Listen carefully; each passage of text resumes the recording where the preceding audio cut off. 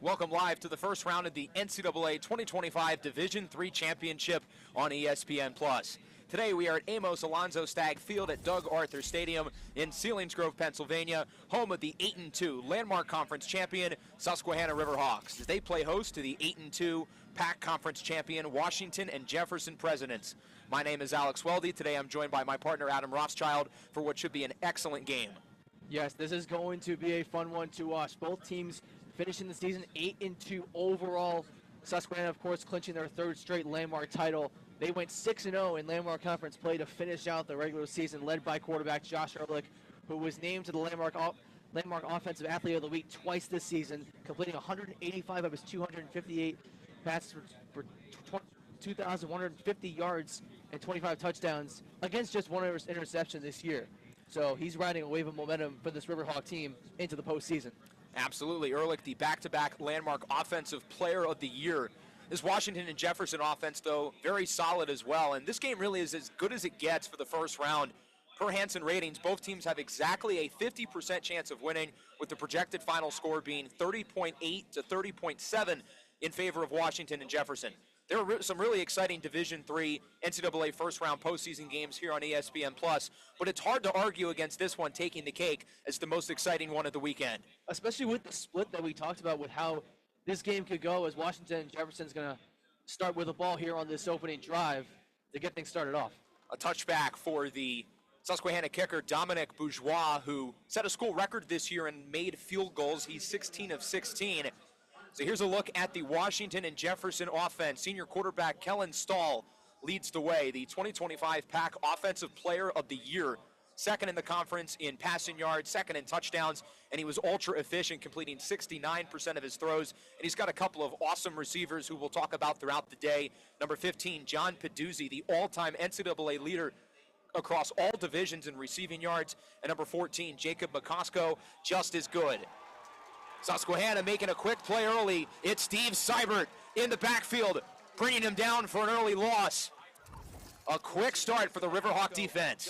Yeah, instant pressure there on that play in the spot, and Seibert gets right through the offensive line and finds the seam and gets the sack to start things off, and a very high note for the Susquehanna defense. It looked like Tim Ferson was there as well. Very solid season for Seibert.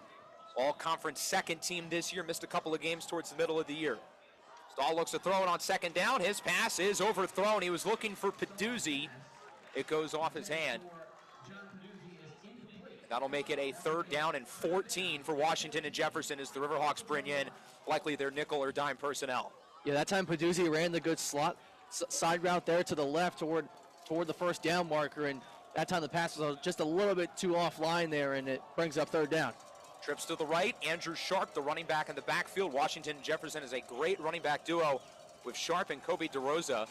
Stahl looks to throw it under pressure, up the middle. That one is incomplete, off the mark. He was looking for the other star receiver, Jacob McCosco, but that pass goes to his right, and Susquehanna forces the 3-and-out. Again, similar play here, this time to the right side there, and the throw just going a little bit too far wide to the right.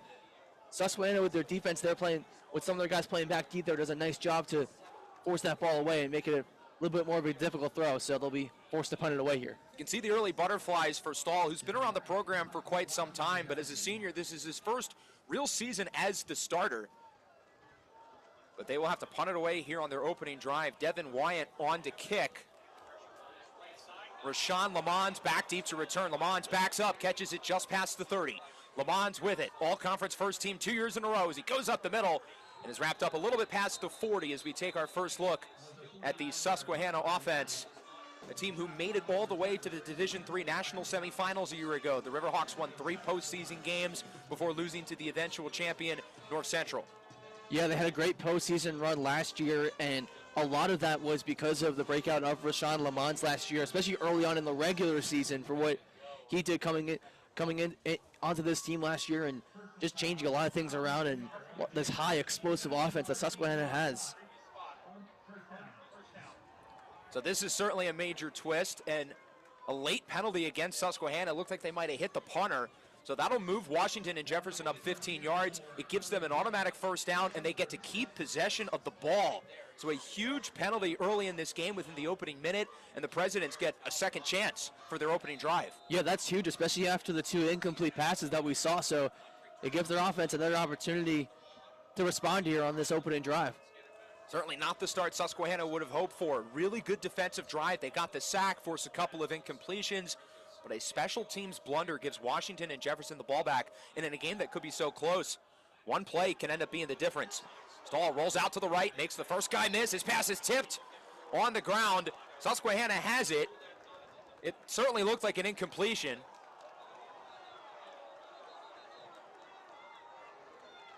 But Susquehanna seems to think otherwise. That was Xavier Maple who picked up the ball.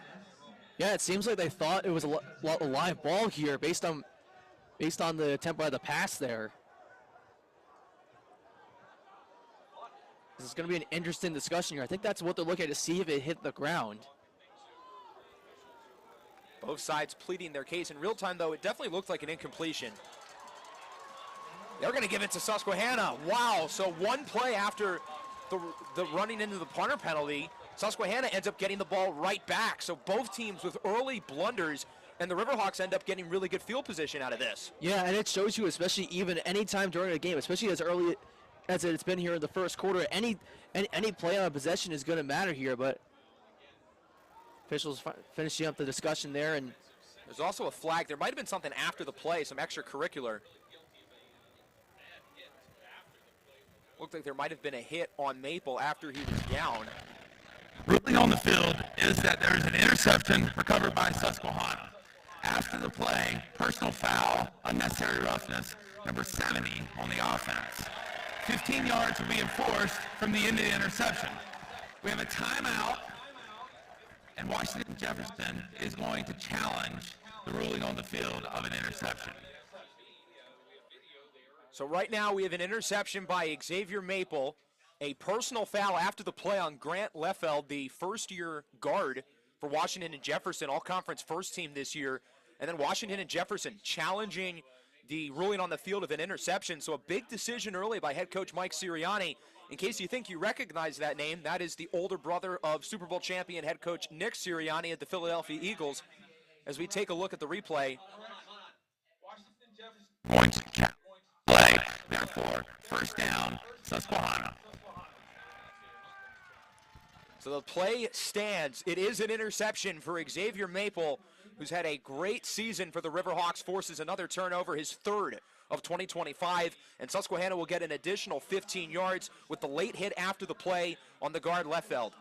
it's a huge turnaround here, especially early in this game. And you talk about the start that Washington and Jefferson was trying to get off to here, especially here on the opening drive, and now they'll have to rely on their defense here to try to get a stop, as Susquehanna's in great field position to go down the field here. Josh Ehrlich, the back-to-back offensive player of the year in the Landmark at quarterback, hands it off up the middle. This is Rashawn Lamons, the standout sophomore, cuts it to the left side. Lamons wrapped up near the 20. A good run for Susquehanna before eventually being brought down by Angelo Volamino, who won a all-conference first-team selection this year, racking 4 interceptions.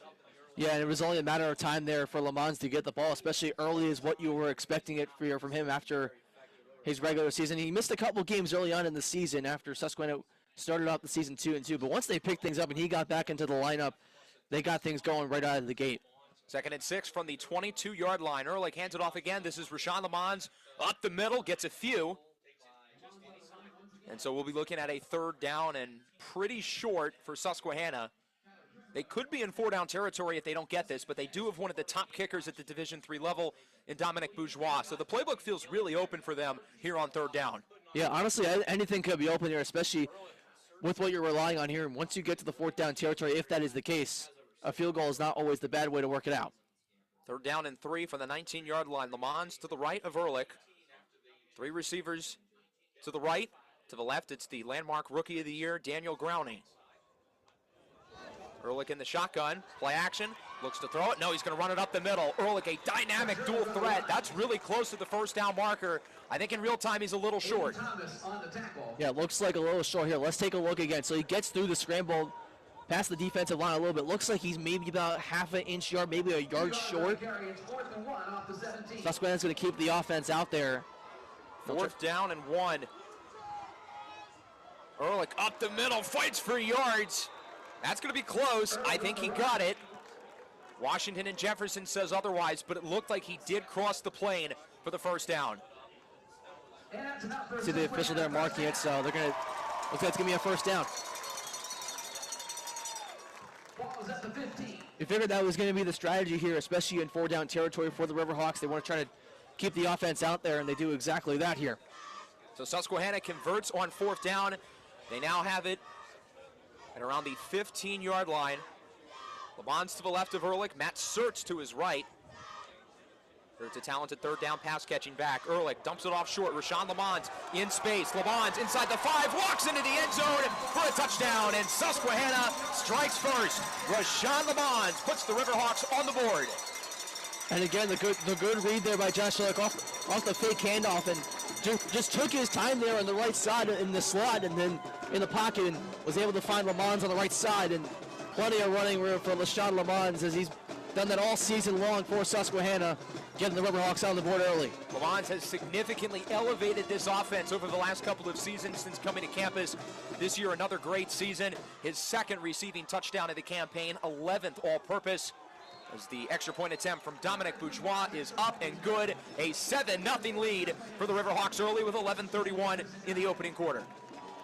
So a lot of drama here early in the first quarter from both offenses here, and both teams just trying to get things going. Susquehanna does a nice job early on. Their defense gets stops, and Washington and Jefferson gets the second chance, and then the Maple interception kind of just turned things around a little bit, and then Susquehanna is able to get some things on the run game going as well with Rashawn LeBons early on, who's been the main target for Josh Ehrlich. And now we'll see how Washington and Jefferson is able to respond off of a lot of this controversy that we saw here early in the first quarter. Yeah, it's certainly been an eventful 3.5 minutes. The Riverhawks, though, able to get down the field. The penalty after the interception certainly helped them.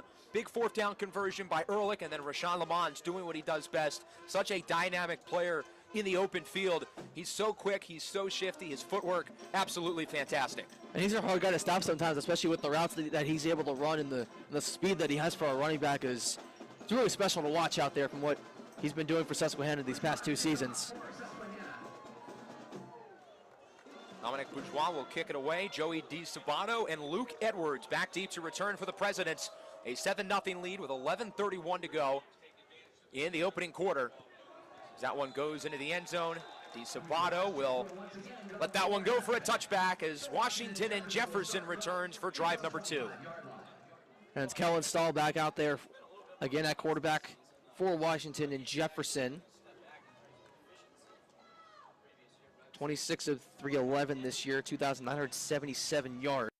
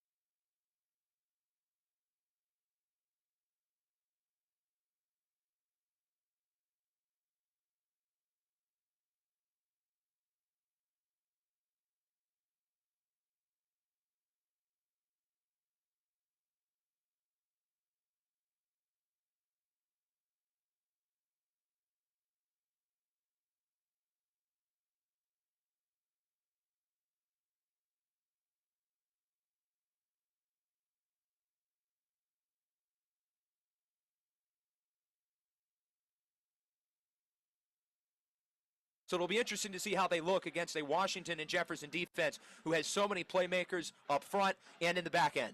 Yeah, that's the big thing to look at, especially once Susquehanna starts getting into the receiving core, which is something you're probably going to see on this drive here with how the run game with Rashawn Lamont was so involved here on the previous drive. And you have to imagine that's what they're going to do here. You got three receivers slide to the right.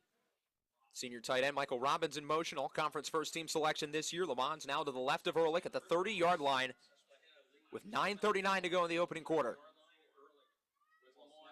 Ehrlich hands it off. This is Rashawn Lamont. Bounces off a blocker, but is tripped up.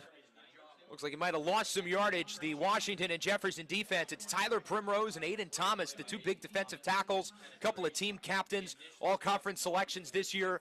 Bring him down for a loss of a couple. Yeah, those are two of the top guys on this defensive line that have done a great job throughout the regular season. And that time a loss of 2 is what they were able to force. So that'll make it a second down and about 12. Michael Robbins in the backfield to the right of Ehrlich. Lamons to the left.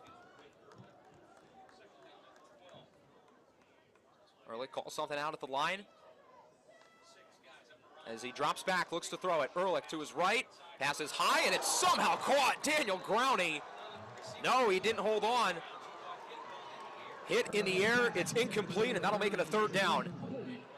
Yeah, it looked like live there that Growney had the ball reeled in, but he couldn't get his feet down just because of the way his body was shifted there. So not able to stay in bounds, and it brings up 3rd and 12. Angelo Volumino was the one with the deflection. That'll be a really exciting matchup to watch. Volumino, the senior corner. Growney, the first-year receiver. Two best players at their respective positions on these two teams as we look at a 3rd down and 12, back at the 28 for Susquehanna. 3 receivers now to the left. Lamons has gotten pretty much all the snaps so far at running back. Hunter Morgenroth in motion. He'll move to the right. Ehrlich looks to throw it. Steps up, scrambles, dynamic runner. His pass is incomplete off the right hand of Rashawn Lamons. It's a 3-and-out for Susquehanna, and they'll have to punt it away.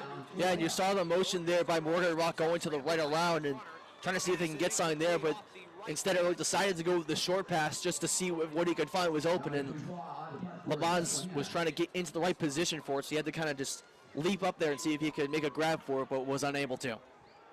So Dominic Bourgeois will punt this one away for Susquehanna with 8:42 to play in the opening quarter. Angelo Volumino, who had the big defensive play, is back deep to return the punt for Washington and Jefferson. Bourgeois, deep punt, fair caught. And Washington and Jefferson will start their drive at around the 30. So far, so good for the Susquehanna defense. Washington and Jefferson, with just 3 total offensive yards through their opening 2 possessions. Yeah, and a lot of that was when they were trying to get the receivers involved, they couldn't really do that much early because back deep, Susquehanna was doing a good job in the pass protection there, but those yards have pretty much been on the ground, really. But besides that, I mean, Steven Seibert, we've seen for Susquehanna on the defensive side, he's been just providing a lot there on that side of the ball and kind of limiting a lot of the things that the Presidents are trying to do here. Susquehanna's defense had a little bit of a bumpy road in non-conference play. They allowed 40 against Johns Hopkins, 41 against Christopher Newport. Obviously played very well in conference play, but so far here in the first round, they have looked excellent. Stahl looks to throw it, lobs it deep down the field. It is caught! John Peduzzi grabs that one over the shoulders, over Maple for a first down. What a catch by Peduzzi, and again, that's the simple route you take, going all the way. Go as far as you can. Peduzzi does just that and makes a catch, defender right behind him, and falls down there and is able to hold on to it. Huge play for the Presidents. They'll run it to the left. Kobe DeRosa to the outside, lowers the shoulder on Romero Lovelace Jr. He gets it to around the 25. That'll make it a 2nd and medium. It seems like some of these plays, a switch has just been flipped here for Washington and Jefferson. Just 2 plays that have gotten them in great position here, even though that one gets them about 5 there. Or actually got them 6 rather. So 2nd and 4 coming up. Andrew Sharp primarily got the snaps at running back on the opening drive. Now it's DeRosa with Peduzzi in motion. DeRosa gets it again to the right side, has space, hurdles a defender. A clean jump by Kobe DeRosa. He gets it to around the 15. Tim Ferson, Ben Fleming, Jesse Rouge, all there to bring him down. Well, he got a few extra there with the little trickery and goes with the hurdle there. And what a beautiful play there to gain some extra yardage and get a first down. He's able to jump over Kayvon Waters. An incredibly athletic play by DeRosa. They have it at the 14. As we talked a little bit about earlier, Sharp and DeRosa, the running back duo, the two of them pretty much dead even in terms of usage and yards. Washington and Jefferson has it in the red zone. It's a pitch to the Peduzzi, to the left side. Peduzzi with space inside the 10, and Waters is there to quickly bring him down. Gain of about 4 or 5 for John Peduzzi. So after getting hurt on the prior play, Waters does a nice job there on the right side there of the field and gets the stop to get him short of a first down. Also, we have a injury for Susquehanna on the play. That's Xavier Maple, who is on the ground on the field. He'll be checked on by the medical staff. We'll take a short break. We'll be back in just a moment.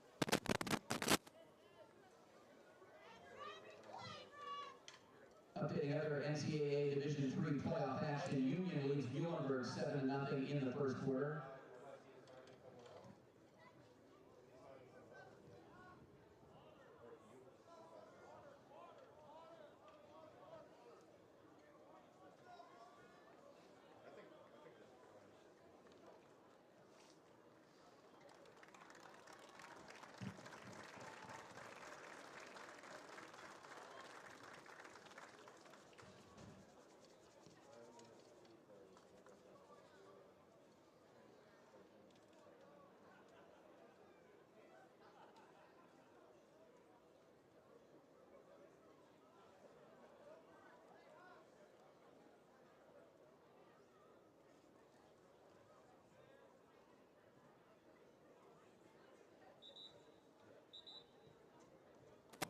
Maple luckily able to walk off on his own power. The redshirt sophomore from Laurel, Maryland, who's been a major breakout candidate for this team, had the interception earlier in the game, making the all-conference first team. 10-yard line. As it is a 2nd and 5 at the opposing 10-yard line for Washington and Jefferson with 6 minutes and 40 seconds left here in the opening quarter. Susquehanna with a 7-0 lead.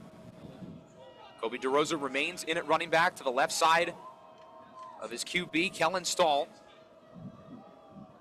Stahl, the senior from Johnstown, Pennsylvania. Rolls out to the right, on the run. It's caught inside the 5, inside the end zone, reaching over the pylon. Touchdown for Washington and Jefferson. It's John Peduzzi with the score, and they're an extra point away from tying it up. Johnstown, Pennsylvania. Rolls out to What the a right, job on here the on run. this It's caught offensive inside drive. the They 5, answer inside and the end respond zone, right away. reaching over the They pylon. get it to Peduzzi for the touchdown. What a drive by the Presidents here.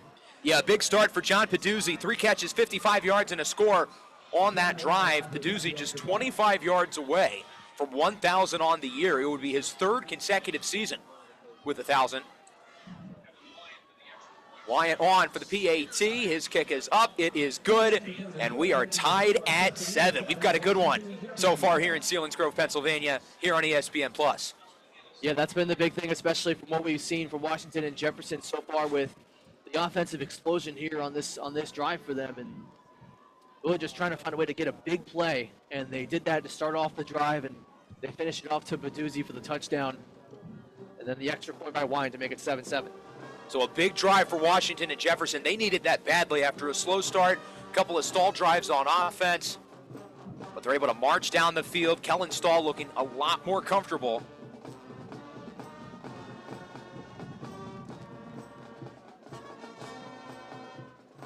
As Susquehanna's offense will get it back. First drive looked really promising with the touchdown by LeBons. Second drive, not so much. They weren't able to get much. So we'll see what they can do with 6:17 to go here in the opening quarter. Yeah, the one thing the Presidents knew on the previous drive for Susquehanna, they had to find a way to slow down what their offense has been capable of. A lot of the big things we've been seeing for Susquehanna, the run game with the lead weight of Lamont and the receiving core with guys like Brownie, Morgan, Roth, and Stolfa. So we'll see what the Riverhawks do on this drive.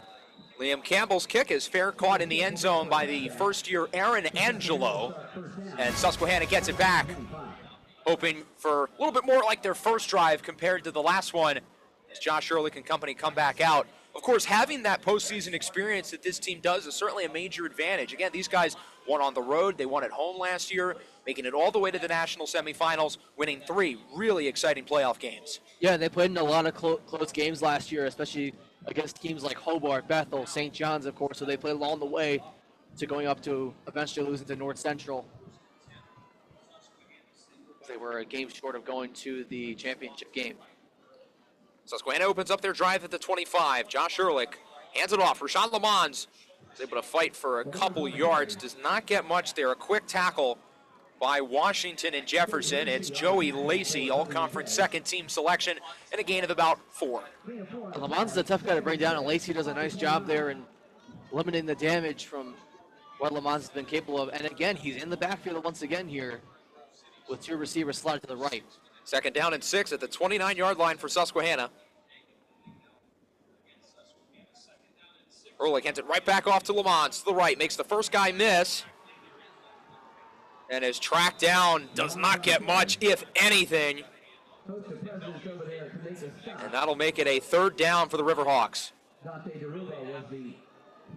Yeah, it looks like he maybe could have gotten like about 1 or 2 there, but still, it's gonna be a tough 3rd down here. 3rd down and 5, officially a gain of 1 on 2nd down for Lamont. As Matt Sertz joins Ehrlich in the backfield. 2 receivers to the left, now 3. That's Frankie Moroz with 1 to the right. Ehrlich takes his time, looks to throw it, steps up, scrambles to the left. Ehrlich looking to run with it. Ehrlich keeps it himself past the 30, inbounds past the 35 for what looks like a Susquehanna 1st down. Yeah, and he looks like he barely just got it as they move the chains here. And again, this is the one thing Josh Ehrlich is so great at in the run game. When he reads his time in the pocket, he finds his seam, and that time is to the left side. Gets plenty of room to advance his offense upfield for a 1st down. Ehrlich is a true dual threat, one of the top rushing quarterbacks of the Division III level with at least 600 yards on the ground in each of the last 3 seasons. With Susquehanna, as good as he is as a passer, his legs are really what elevates his game and makes him so dangerous now with under 4.5 to play in the quarter. Sertz remains in at running back. Ehrlich keeps it on the read option, makes multiple guys miss. Ehrlich up the middle, fighting for yards. As we do the flag, for now it's a gain of about probably 6 or 7. But we'll see what the penalty is. Yeah, regardless of the play of the read option, worked perfectly in that perspective with the fake off to Matt Sertz and able to get a few extra yards out of it for a solid game, but we'll see what the penalty is in play here. The offense is moving back, likely indicative of it being on them. Holding, offense, number 72. 10 yards from the spot of the foul. Replay 1st down. So it's the left guard, Ethan Watkins, the senior from New Oxford, Pennsylvania. All-conference second-team selection this year, called for the holding, and the Riverhawks will move back 10 yards with the penalty. We now look at a 1st down and about 16 yards from the 29-yard line for Susquehanna. So that opens up the playbook a little bit here as you take away the read option play that Josh Ehrlich ran before, so plenty of options open here. Sertz in the backfield for a 3rd straight play with Josh Ehrlich. He hands it off. This is Matt Sertz up the middle. Sertz, the junior running back, gets a couple. Couple guys there to bring him down, including Antoine Smith, the junior defensive lineman, a major breakout candidate for this Washington and Jefferson team. 12 TFL, 7 sacks this year after only playing 3 games over the last 2 years. An all-conference 1st-team selection as we look at a 2nd down and probably about 14. Yeah, another big opportunity here. I'm not surprised with the play going with the run prior, but especially on a long 2nd down here, you're gonna open the playbook a little bit. Matt Sertz in motion. Ehrlich will look to throw it. Eyes scan the field under pressure from Smith. Breaks away on the sack. Ehrlich still up, and he will throw it towards the sideline. It's incomplete in the area of Carter McCauley, the big 6'3" 1st-year receiver, as we look at a 3rd and long. And that time they limited his room in the pocket, trying to sway out to the right side a little bit. He was looking for a throw at first to see what he can get, but lots of pressure on that defensive line. Kind of shifted his thought process there, so his shift out to the right to see what he could get. He wasn't able to find anything, so he had to throw it out of bounds. Ehrlich has been one of the most accurate quarterbacks in the country this year, completing just shy of 72% of his throws. So far today, he's just 1 for 4. Lamons back in at running back on 3rd down and 14. Michael Robbins, the motion man. Ehrlich will look to throw it. Backs up, under pressure, rolls to the left. Ehrlich scans the field, and he will throw it into the ground incomplete. LeBons was in the area, and the Susquehanna offense is stopped yet again. Washington and Jefferson defensively really starting to play well. Yeah, they're doing a great job, especially after what their offense did on the previous drive, and their defense is responding again, just like they did on Susquehanna's previous drive, and really just finding ways to put pressure on the quarterback is what they've been relying on, and they force another punt. Dominic Bourgeois will kick this one to Angelo Volamino for Washington Jefferson with 3:06 to play in the opening quarter. Tied at 7, winner heads to Christopher Newport next weekend. That one is fair caught at the 30. Susquehanna already played against Christopher Newport, of course, this year, losing 41-27, a game where starting quarterback Josh Ehrlich really didn't play much, minus the opening drivers. So it was mostly the backup Tommy Wright who got the snaps in at quarterback for that game. Yeah, that could be an interesting thing in play too. If Susquehanna does go on to win this game and they do have to play Christopher Newport again, it will be interesting to see what the strategy would be, especially of course if Josh Ehrlich plays the entire game this time around. Things could look a little bit different, of course, but we'll have to see what the outcome of this game is first to see who takes the trip down to Newport News. Both running backs in the game, DeRosa and Sharp. Short throw from Stahl. It's caught by Kobe DeRosa. Stiff arms the first defender and is out of bounds a little bit shy of the 35. Good penetration there by Jesse Roosh, the senior linebacker. Yeah, that time limiting DeRosa from what could have been a lot more on that play there. Gets a few yards there on a short gain. Bring up second down.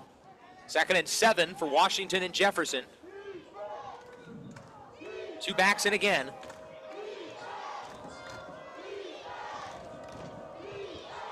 Stahl will play action. Looks to throw it short. It's caught. This time the other running back. First down, breaks a tackle. Still up as Kayvon Waters and Steve Seibert bring him down a little bit shy at the 50. Really nice play there by Andrew Sharp. Yeah, that's how off the option there on the play action pass. Perfect play there on the throw. And nice catch there by Sharp to move the chains and bring up and give them a first down. So it looks like he might have stepped out of bounds a little bit shy at the 50 at their own 49. 2:13 to go in the opening quarter. 7-7. It has been as good as advertised so far. Stahl looks to throw it. Rolls to the right side. Kellen Stahl under pressure from Tim Ferson as it's dropped. Andrew Sharp unable to haul it in. And that'll make it 2nd and 10. Yeah, that time Sharp ran the route perfectly. That time it shifting over to his right side and was looking to turn around and catch the pass and was not able to reel that one in. Seemed like the short pass there was a smart play and what they were looking for, especially on a first down play there. But it brings up 2nd and 10.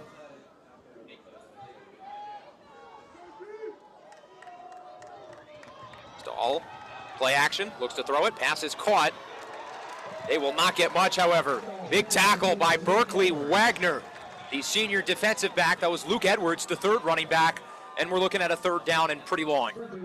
Yeah, again, the short pass again. They completed this time, though, but it doesn't get too much. Berkeley Wagner's right there to make the stop on the defensive line to bring up a 3rd down here. 3rd down and 8. Ball now at the Susquehanna 49-yard line for Washington and Jefferson. This play definitely feels like it could be a pivot point early in this game. A lot of momentum on the line for both teams here. 3rd down and 8. For Washington and Jefferson. Stahl drops back, looks to throw it under pressure. Stahl steps up, scrambles under pressure. It is caught. Nice grab. It's the senior receiver, Jacob McCosco. It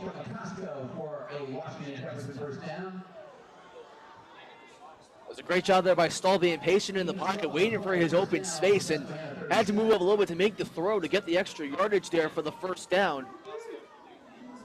And a nice pass there for the first down. And it was not an easy throw. Tight coverage by the sophomore cornerback, Romero Lovelace Jr., who caught his 1st and 2nd interceptions of his career over each of the last 2 weeks. Stahl looks to throw it, looking down the field, one-on-one coverage for Peduzzi, incomplete. No flag. Xavier Maple in coverage. And Maple, who had the interception earlier in this quarter, does a nice job there in the pass coverage, eliminating that pass from taking place. It's good to see Maple up back out there. He was the one who got injured on the previous drive, but he's looked outstanding so far in this game. Really good coverage. They're able to avoid the potential pass interference penalty. Just enough contact for there not to be a call from the official. Yeah, you don't want to make it too difficult, of course, as well. You want to give the receiver a little bit of room, of course. Andrew Sharp up the middle, gets a few. It's Steve Seibert again. My goodness, has Seibert been awfully impressive so far in this game. We'll look at a third down. The game clock now ahead of the play clock, so Washington and Jefferson can run it down to the end of the first quarter if they want. Yeah, and it seems like that's what they're going to do here. I mean, they're not ready. It looks like they're probably set to snap the ball yet. Let's see if they decide to run a play here or just let it run out with 5 seconds. I imagine that's what they're going to do. Yeah, this will give them some extra time to talk things over here with a big 3rd down and 8 play call. And the first quarter officially in the books here in Selinsgrove. The NCAA 2025 Division III Championship. First round on ESPN+. We've got a good one so far. Susquehanna 7, Washington and Jefferson 7. We'll take a short break and we'll be back in just a minute for the start of the second quarter.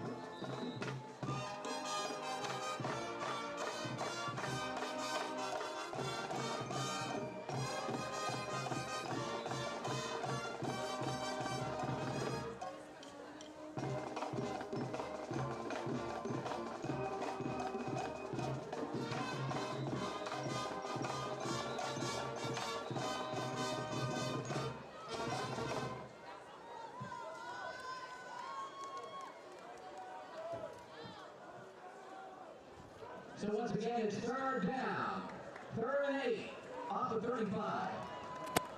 Second quarter underway here in Selinsgrove alongside my partner Adam Rothschild. I am Alex Weldy. We've got a good one so far here in the first round at the NCAA 2025 Division III Championship here on ESPN+. And we've got a big play here, 3rd down and 8 for Washington and Jefferson. Kellen Stahl looks to throw it. Stahl steps up, scrambles, rolls to the right. He's going to keep it himself. Stahl gets the first down. Wrapped up at around the 25-yard line. And that will move the chains. Kayvon Waters and Toby Mackel both there to bring him down, but not before a huge first down conversion for the Presidents. Yeah, nice job there in the scramble. Going for the first down there. Not really anyone open on that play. And nice job there by Stahl to just scramble and find the opening on the right side and gets just about a yard ahead for the first down. Washington and Jefferson now at the 26-yard line. The first few minutes of the game were all Susquehanna. Washington and Jefferson is starting to gain a little bit of control. Andrew Sharp breaks the tackle. Sharp breaks ahead, still on his feet. And Andrew Sharp into the end zone, flexing in the end zone for a touchdown. Washington and Jefferson takes the lead. He just had the confidence there. He knew he wasn't going to be brought down, getting through all the tackles right there and rumbling his way into the end zone to give the Presidents the lead. 12th touchdown of the year for Andrew Sharp, a downhill, impressive physical run. Presidents take their first lead of the afternoon. It's 13-7.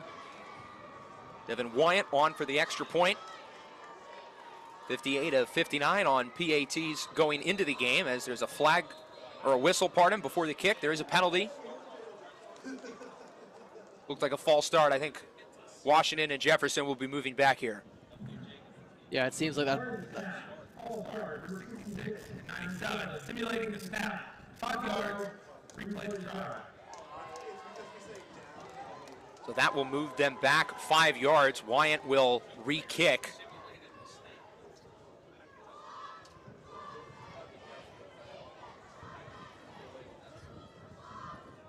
Wyant, an all-conference second team selection this year, made 6 of 7 field goals so far in 2025. As this kick is up, it is through. A 14-7 lead with 14:11 to go in the second quarter. The Presidents with their first lead of the afternoon. Yeah, and I think some of the big things that you've seen with the Presidents so far in terms of their defense especially has been the big thing for them.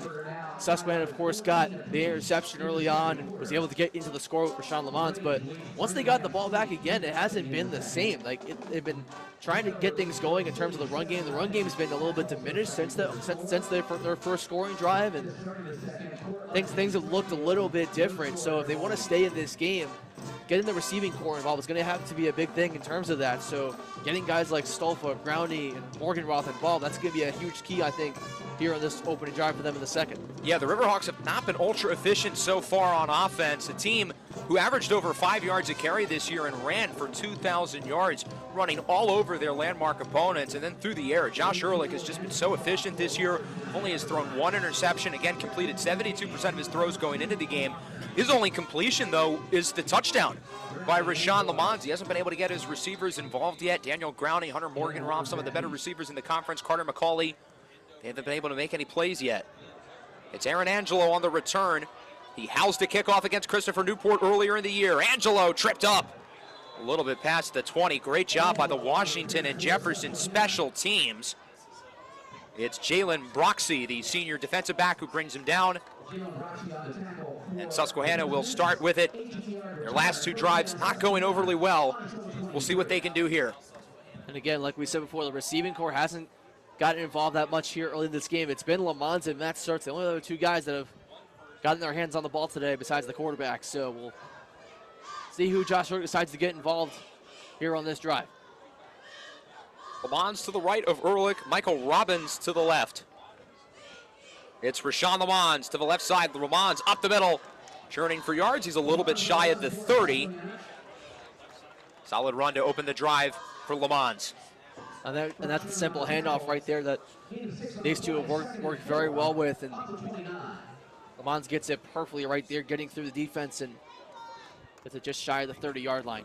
Second down and 4, officially a gain of about 6 for Lamons.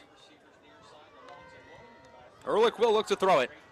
Ehrlich steps up under pressure. He will go short. Low pass caught by Lamons. Follows his blocks. Lamons lowers the shoulder. And I think he's a little bit shy of the first down, but that is close. Good tackle by Nathaniel Kadash Harris.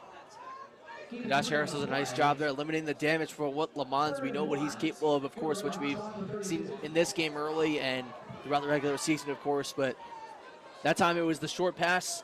Again, there it was similar to the pass that ended Susquehanna's last drive, where Lamons was trying to get open there and trying to get something going here. But it's a 3rd down and 1. Looks like they're going to sneak it. Ehrlich hands it off. The power back. Tommy Grabowski is really close. Washington and Jefferson thinks they got the stop. The official looks like he indicates, though, that it is a first down. And now it's confirmed. That's what it's going to be. So Riverhawk offense stays on out there. That was a really close one. Good effort by the middle of the President's defensive line. But Grabowski, the senior, just able to fight for enough yards. Had over 1,000 yards as a sophomore. He's taken a lesser role with the addition of Rashawn Lamons, but Grabowski's still a very prominent role player for the Susquehanna backfield. High snap. Ehrlich hands it off. Rashawn Lamons bounces off his blocker. Lamons churning for yardage. And what's so exciting about him is that he's not the biggest back, 5'8", 180. Obviously, he's at his best in space, but he can run physical and get tough yards up the middle. Yeah, especially when Lamons was out early in the season. We saw Grabowski getting a lot of the handoffs from Josh Ehrlich when he was getting involved to fill in for that pivotal role. And he's done a lot over the years here. When he's getting opportunities, he's taking advantage of them. These running backs all have very differing skill sets, but Lamons so well-rounded, whether it's in space or in between the tackles, as we see here. Lamons fights for extra yards. He's wrapped up at around the 39, and we'll be looking at probably about a 3rd down and 4. Nice play there for Lamons, trying to get some extra yardage there once again, and it's been the reliable weapon for the Riverhawks on offense so far. But you got to imagine here with it being 3rd down and 4 here, a playbook definitely open here with your receivers to the left. Got one to the right, the tight end as well in the slot. Robbins going in motion. Could easily be a run or passing down here for Susquehanna. Josh Ehrlich will look to throw it. Ehrlich, quick pass, looking deep down the field. It is intercepted. Just the second INT Ehrlich has thrown this season as Washington and Jefferson comes down with it. It's Rudy Morris with the pick. You saw Robbins back there looking to try to make the grab, and it looks like he ran a little bit too far past the ball there, leading to the interception. And Washington and Jefferson will get the ball back here, up 1 score. A big play defensively there for the Presidents. 17 interceptions on the year. They've got some guys who can really make plays on the ball. Angelo Volumino had 4. Dante DeRubo, the sophomore, led the conference with 7. Now it's Morris who grabs one, his 3rd of the campaign. Play action for Edwards, short throw. It's Kobe DeRosa to the left side. DeRosa with space, runs into Xavier Maple. Leads the way for the defense. Looks like Luke Hughes trying to rip the ball out. Solid game, though, for Washington and Jefferson. Yeah, that time it was perfect. It was Stahl taking his time there in the pocket, and with a nice feed to DeRosa, who gets a nice short gain there to bring up 2nd down. 2nd down and 4 at the 43, officially a gain of 6 for Washington and Jefferson. DeRosa remains in at running back. Ball's out, it's a fumble. Stahl quickly picks it up as he misses the handoff. Tim Ferguson quickly jumps on him. That could have been a catastrophe for Washington and Jefferson, but they still lose yards, and we're looking at a 3rd down and about 8 or 9. Yeah, Stahl had about maybe half a second. They were trying to pick the ball back up, and luckily was able to hold on to it to keep his offense out there. But it's going to be a tough 3rd down here. Officially ruled as a 3rd down and 10. They are a little bit past the original line of scrimmage, though. Stahl looks to throw it. He'll dump it off short. Kayvon Waters delivers the boom. What a hit. Waters simply just came out of nowhere. What a job there by Kayvon Waters, deflecting the pass, and a huge defensive play for the Riverhawks. Yeah, what a play here by Waters. Look at number 27, flying in with the hit. He plays with so much confidence. Another guy who I got to talk to during the year, the entire secondary, they play with so much energy. They love making plays in the run game. And Waters is a guy who is as confident in his abilities as anybody on this roster. He knows that he's a playmaker in the back end, forcing a huge hit. As Susquehanna has 2 guys back deep. Lamons joined by Connor Daly. Wyant punts it away towards Lamons. Catches it just past the 15-yard line. Lamons with a stutter step, flag on the play. We might be looking at an illegal block in the back. That would be on Drew Hutchins if it is, but we'll see what the penalty is. A couple guys going at it there a little bit. As it is the postseason, of course, teams are going to get a little chippy out there. It's going to happen at times. But again, great plays for both defenses here in this 2nd quarter. Talk about the interception, of course, on the defensive side for Washington and Jefferson. It was Morris who got that, and then Waters with the big hit to limit the damage that Washington and Jefferson was trying to do. So it is indeed an illegal block in the back on Drew Hutchins. Susquehanna moving half the distance to the goal line. They will start well inside their own territory, near their own end zone. They're going to have to get out of safety territory, and they haven't ran the ball very well, only 2.9 yards per carry so far. They are backed up deep officially at around the 6 or 7 yard line, a 1st and 10 with 9:24 to go in the first half. Officially listed at the 7. Ehrlich hands it off. Rashawn Lamons up the middle. He'll get a few yards, which is all Susquehanna really needed there, trying to get themselves as far away from their own end zone as possible. Lamons was really able to turn that into a good game, though. It looks like he got probably about 4 or 5. Yeah, and that makes it a much more manageable 2nd down here, as Lamons is able to get them out of safety territory. Officially a 2nd and 4 for Susquehanna. They'll give Lamons 6. on the first down run at the 13-yard line. Lamont gets it back with a juke move. Lamont's churning for yards. Look at him go.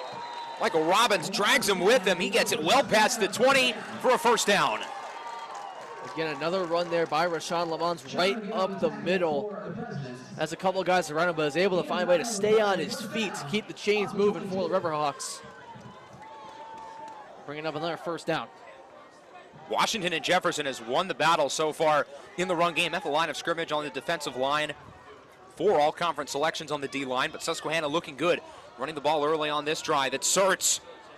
Tripped up and does not get much. Volumino was there, joined by Lacey. And he maybe got back to the original line of scrimmage. We'll be looking at a second down and about 10. Yeah, so that time was a little bit there. Not too much of what they wanted. But they'll do it once again here. Second down and 10 for Susquehanna. Ehrlich looks to throw it. He'll roll to the left side. Ehrlich on the run, caught by Carter McCauley. McCauley fighting for yards, dragging Sam Coleman with him. He was close to the first down, and they'll give it to him. They moved the chains. Yeah, right where McCauley thought right where he got tackled right there, it looked like he was going to get stopped, but was able to stay on his feet and try to stay in bounds there, and does just that. Keeping the chains moving for Susquehanna. McCauley, the 6'3" first-year receiver from Greencastle, Pennsylvania, started the year as a red zone threat, but really elevated into more than that. Landmark's second-team selection, and a kid who has so much long-term potential for this offense. With Lamont in motion, Ehrlich looks to throw it on first down. Ehrlich steps up, evades the pressure, runs with it up the middle. Ehrlich past the 45, and he's tripped up, but not before getting another first down. It's Morris with the interception earlier, who is there with the tackle. And again, the patience by Josh Ehrlich stepping up in the pocket, having the challenge of being able to do that and get a huge gain out of it to move the offense up on the field there. And we've seen this all year from Josh Ehrlich and what he's been capable of there in that position, and knows when to step up. Susquehanna now at the 47. It finally feels like this offense is in a rhythm again. Already with a few first downs on this opening drive. Ehrlich, play action, looks to throw it. Ehrlich looking deep down the field. Daniel Growney, he's got it! Growney walks the red carpet into the end zone for a touchdown, and Susquehanna is an extra point away from tying the game. And again, the question was, when would the receiving corps get involved? It's the first year. Daniel Growney making a big-time catch, going all the way for a touchdown. And now Dominic Bourgeois will come on to try to tie the game. Growney's able to beat the safeties over the top, and the fun storyline with that is the safeties coach for Washington and Jefferson is Drew Ehrlich, who played defensive back for the President, started his career at Villanova, and is the older brother of Josh Ehrlich, who just made the throw. So I think Thanksgiving dinner in the Ehrlich household might be a little bit awkward after that play. Yeah, it'll be interesting for sure, as now we have a tie game on our hands here in the second, and the Riverhawks respond after some mistakes early on, and they get the receiving corps involved. In the first year, Daniel Growney, probably one of the biggest catches of his Riverhawk career so far. Absolutely. It was clear pretty early on into the year that Growney was a really talented player, maybe the best player in the receiver room, but it felt like he was on the verge of a couple big plays. It wasn't happening, and it felt like he was due. And as the season went along, he really became a consistent part of this offense, the #1 weapon in the passing game for Josh Ehrlich. And his first catch of the game is a big one, 53 yards to the crib to tie it at 14. And now that's going to give your defense a lot more confidence going back out there, especially against a Washington and Jefferson offense that has been explosive here early on with their 2 big scores, and they've been able to get a lot of their guys involved in their offensive side. Susquehanna really needed a boost of energy, and all of a sudden it feels like the stadium really has life again as they get the big spark with the big touchdown from Ehrlich to Growney, Ehrlich's second passing touchdown of the game. And we are knotted up at 14 yards for a game that had so much hype coming into the weekend. Through the first almost 25 minutes, it has delivered and then some. Bourgeois kicks it off. He'll be caught. Edwards trips up in his own end zone, and Edwards is wrapped up at the 15-yard line. Susquehanna's special teams does a great job there bringing him down. Couple guys there with the tackle, but Brennan Miller, one of the special teams aces, is the one who really led the way. Yeah, that's how they're doing a nice job limiting from what could have been a much longer run there. We had a flag on the play as well, so we'll see what that leads to here.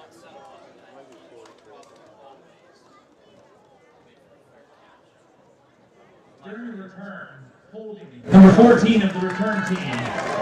Half the distance from the end of the return, first down.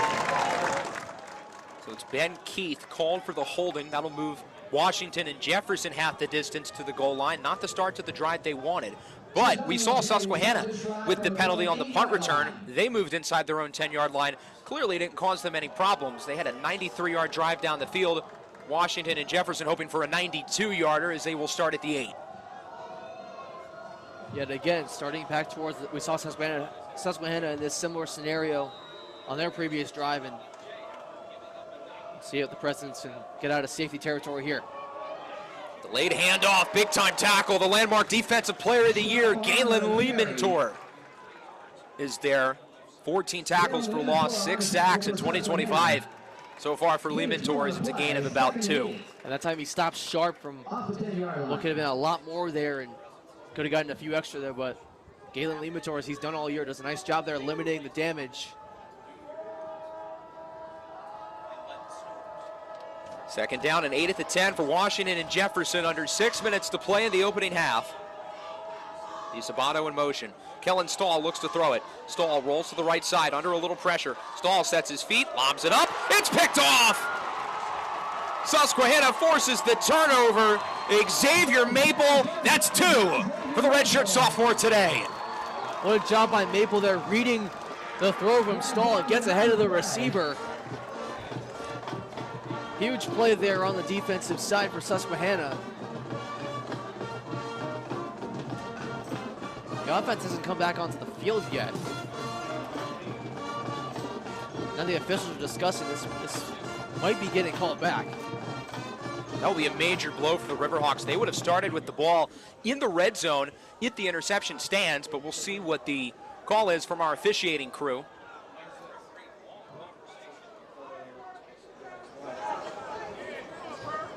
Personal foul, roughing the passer, number 53 on the defense with targeting. This play is going to go to review for targeting. So it's a roughing the passer on Steve Seibert. They will review for a potential targeting call.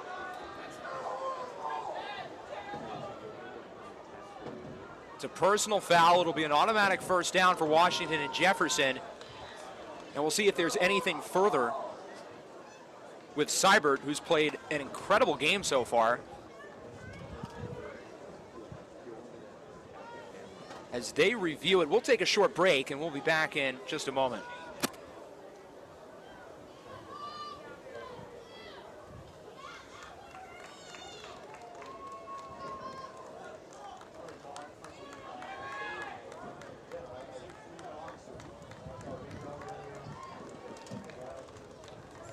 Updating the Division III playoff scoreboard, Portland and Springfield tied at 7 apiece. They've got 1 to go until halftime of that game.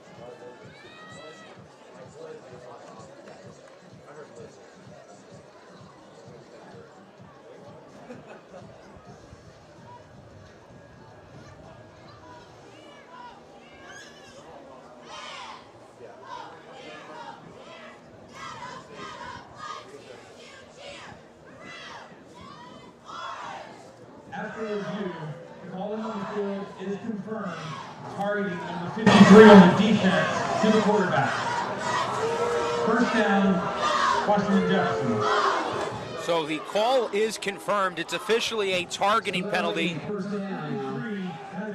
Has been disqualified from the on Steve Seibert, who's been ejected from the game. A huge blow for the Riverhawk defense. Steve Seibert has been incredible in this game. He already has 5 tackles at TFL, and now one of Susquehanna's best defensive players is out for the rest of the game. That's going to change things significantly here on the defensive side of the ball for the Riverhawks. One of your top guys who's been dominant throughout the season now is out for the rest of the game. Looks like Joey Formisano is in his spot. He'll be taking a lot of those snaps inside at linebacker. Ball rolls out, looks to throw it, looking deep down the field, and it's caught!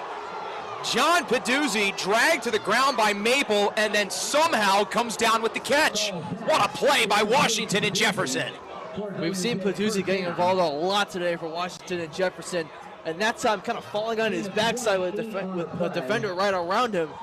Reels it in to make the grab, and a huge gain there. An incredible play that you easily could have called a pass interference on. Peduzzi thrown down to the ground, though, by Kayvon Waters on first down. But a busy start, though, for Peduzzi, who, of course, is one of the best players really in the history of the program. And so far today, he has clearly been one of the best players on the field. Yeah, 4 catches out there for 87 yards and the 1 touchdown for him so far today. But again, you look at Kayvon Waters, that we mentioned his name several times today. Does a nice job making the stop there as well. Making it 2nd down and 10. Roberto Smith, the tight end, is in motion.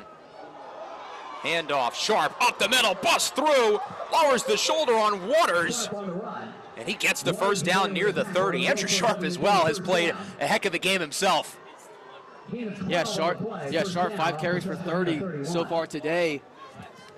And pretty much went right out the middle and was doing his best to not let anyone stop him. That one is caught up the middle. It's guess who? John Peduzzi inside the 15-yard line. Jesse Rusham wants the defenders to bring him down. He's over the century mark in yardage with 4 minutes left in the first half. And Peduzzi, he's been everywhere today. Again, Stahl does the nice job there, reading out to the right side, waiting for room to make the throw, and he has plenty of time for it. Stahl rolls out on the run. It's overthrown. He was looking for Peduzzi again, but the pass is high. John Peduzzi's been the go-to guy for this offense today, now over the 1,000 yards mark for a 3rd straight year. And again, the active NCAA leader in all divisions in terms of receiving yards, over 4,000 in his illustrious career. Yeah, it's a great accomplishment for him, of course, especially getting that in a playoff game. It's always inspiring as he's going to continue to be involved today on the offensive side for Washington and Jefferson. He's already over 100 yards today. 2nd and 10 at the 14-yard line for the Presidents, looking to regain the lead. Play action, Stahl, there's a whistle. And Coach Sirianni will call a timeout. Washington Jefferson. First time out of the half for Washington and Jefferson. We'll take a short break, and we'll be back in just a little bit. Home of Susquehanna Athletics at SURiverhawks.com for all your up-to-date coverage of all our Riverhawks teams. Stats, stories, schedules, and more are available at the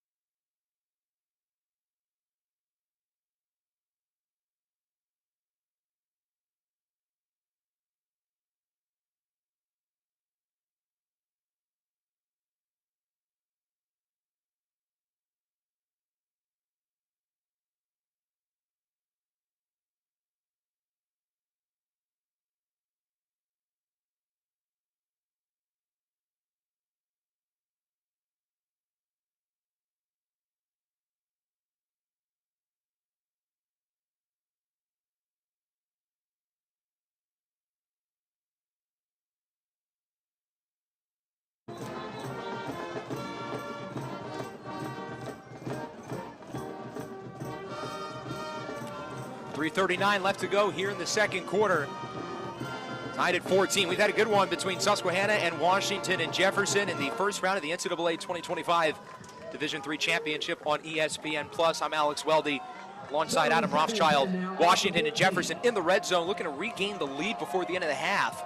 We'll see if they can do it as it's a 2nd and 10 after the Presidents called their first time out of the game. Yeah, huge opportunity here for the Presidents who gotten Peduzzi here involved early. Again, we got another timeout here. Susquehanna calls a timeout. That's their first. Both teams will talk it over again. Obviously, this is a big point in this game. In the red zone, Riverhawks looking to get a stop. Washington Jefferson trying to regain the control that they've had for a while in this game. We'll take another short break. We'll be back in just a minute. The merchandise stand is open now through 15 minutes following the game.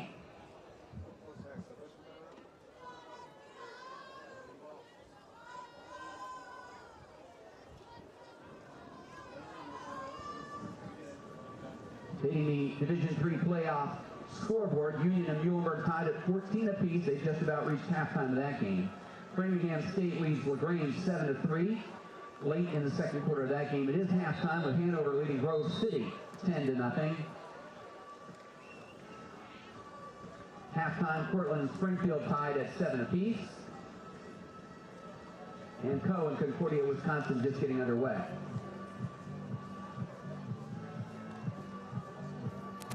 Both teams trading timeouts prior to a 2nd and 10 here for Washington and Jefferson. Super pivotal play in this game given where we are, tied up, 3.5 minutes left in the first half.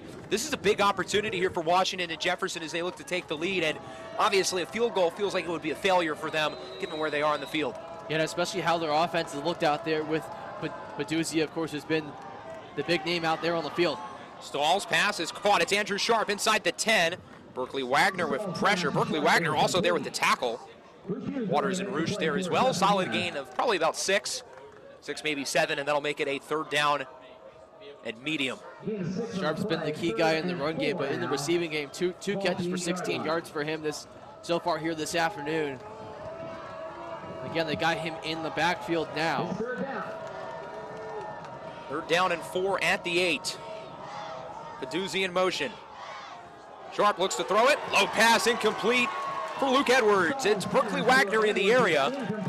And we have a really interesting 4th and 4. You could certainly consider going for it. It appears the Presidents are going to bring out the field goal unit.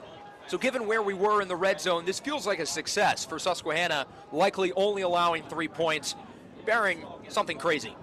Yeah, and it seems like the smart play here for Washington and Jefferson going into the half, especially with the limited time left in their defense. They'll have to try and go back out there and make some stops against the Riverhawk offense. Devin Wyatt, 6 of 7 on field goals so far this year. His kick is up, and it is good. From 25 yards out, a 17-14 lead. Washington and Jefferson back ahead with under 3 minutes to play in the first half. And it's another solid drive for them as well. And again, of course, they were looking to do more there, try to get into the end zone, but especially with the amount of time left in the second quarter, you don't want to take the major risk and think about all the what ifs and what if we did this, what if we did that. So the smart play to go for the field goal and just get points on the board to get back in front. It seems like having Wyatt come out there and go for the 3 points made the most sense. Yeah, it's hard to blame them for that call. They take the lead here. But now Susquehanna's offense has a big opportunity. They had the ball right now.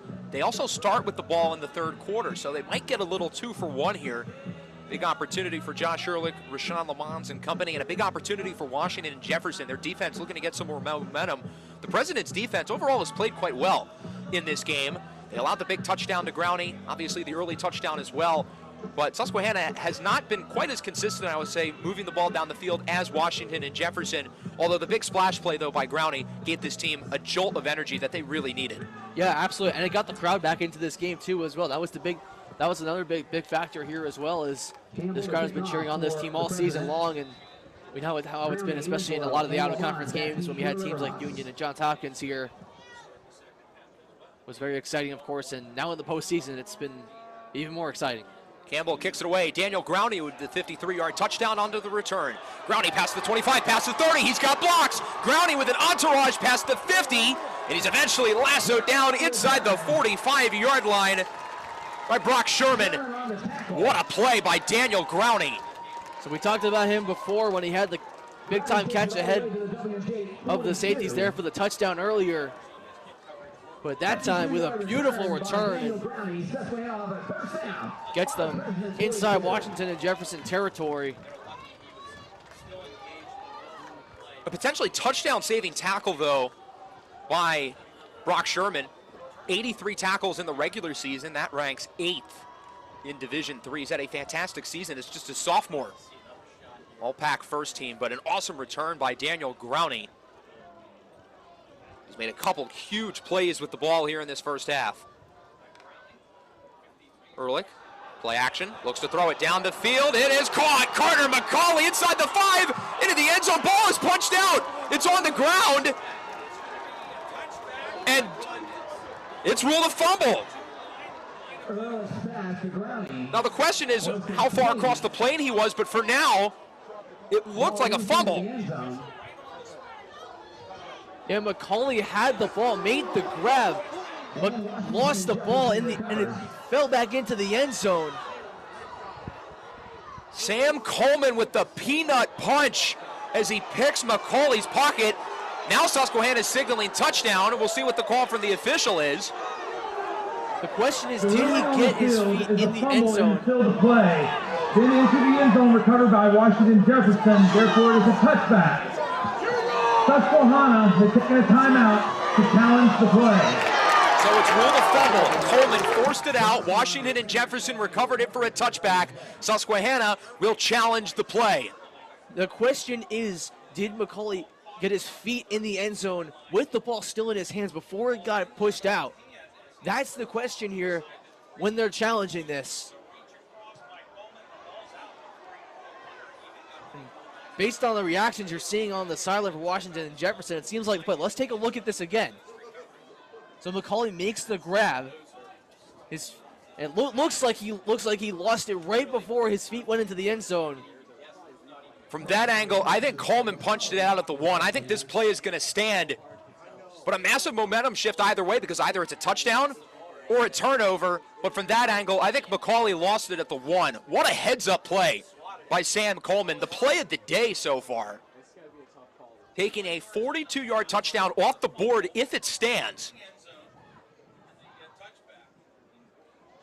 This is definitely the biggest play of the game so far. Momentum shift, especially with what we were talking about before with Washington and Jefferson, especially potentially going for it on 4th down on their previous drive and choosing to go for the field goal. This sets them in a great position now, especially with Susquehanna starting with the ball in the second half. That was Jalen Broxy who picked it up off the force by Coleman. It'll be his second forced fumble of the year if it stands, which from that angle, again, I would guess it will stand, but we'll hear from the officials shortly.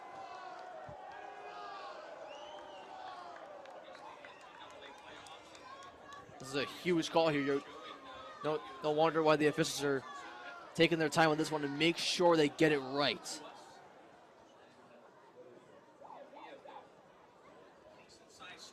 A huge point in this game. Susquehanna could get the lead or they could lose the ball. Quite the variance of outcomes here with that play. Really nice throw by Ehrlich. Good play by McCauley up until the 1. But again, Sam Coleman with so far the play of the afternoon, if it stands.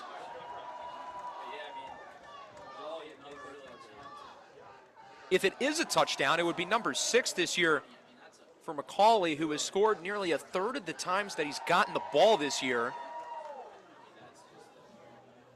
The officials taking their time, and understandably so. This is the biggest call of the game so far. Yeah, and it could decide especially how the rest of this game goes in terms of who gets the ball here, or if it's a touchdown for Susquehanna, or if Washington and Jefferson gets it back. The field is upheld. Touchback. Washington. Ball stands. It is a fumble. McCauley has it ripped away at the 1-yard line by Sam Coleman, recovered in the end zone by Jalen Broxy for a touchback. A huge play for Washington and Jefferson, and based on the replays we saw, I think the officials got it right. Absolutely. I think especially with what you're looking at, when you said that he dropped it around the 1, or got it pushed out rather around the 1, it seemed like off our view that's what it looks like. Susquehanna also out of challenges, but a pretty worthwhile one by Coach Tom Perkovich, given that the alternative is a touchdown. So certainly hard to blame him for making that challenge. And if you're a coach, I think you'd probably do the same thing. DeRosa on first down to the outside, lassoed out of bounds by Xavier Maple. Doesn't get much, maybe a couple. Yeah, DeRosa only 2 carries for 16 so far today. We talked about him and Sharp here early on in this game, the 2 dynamic running backs in this offense.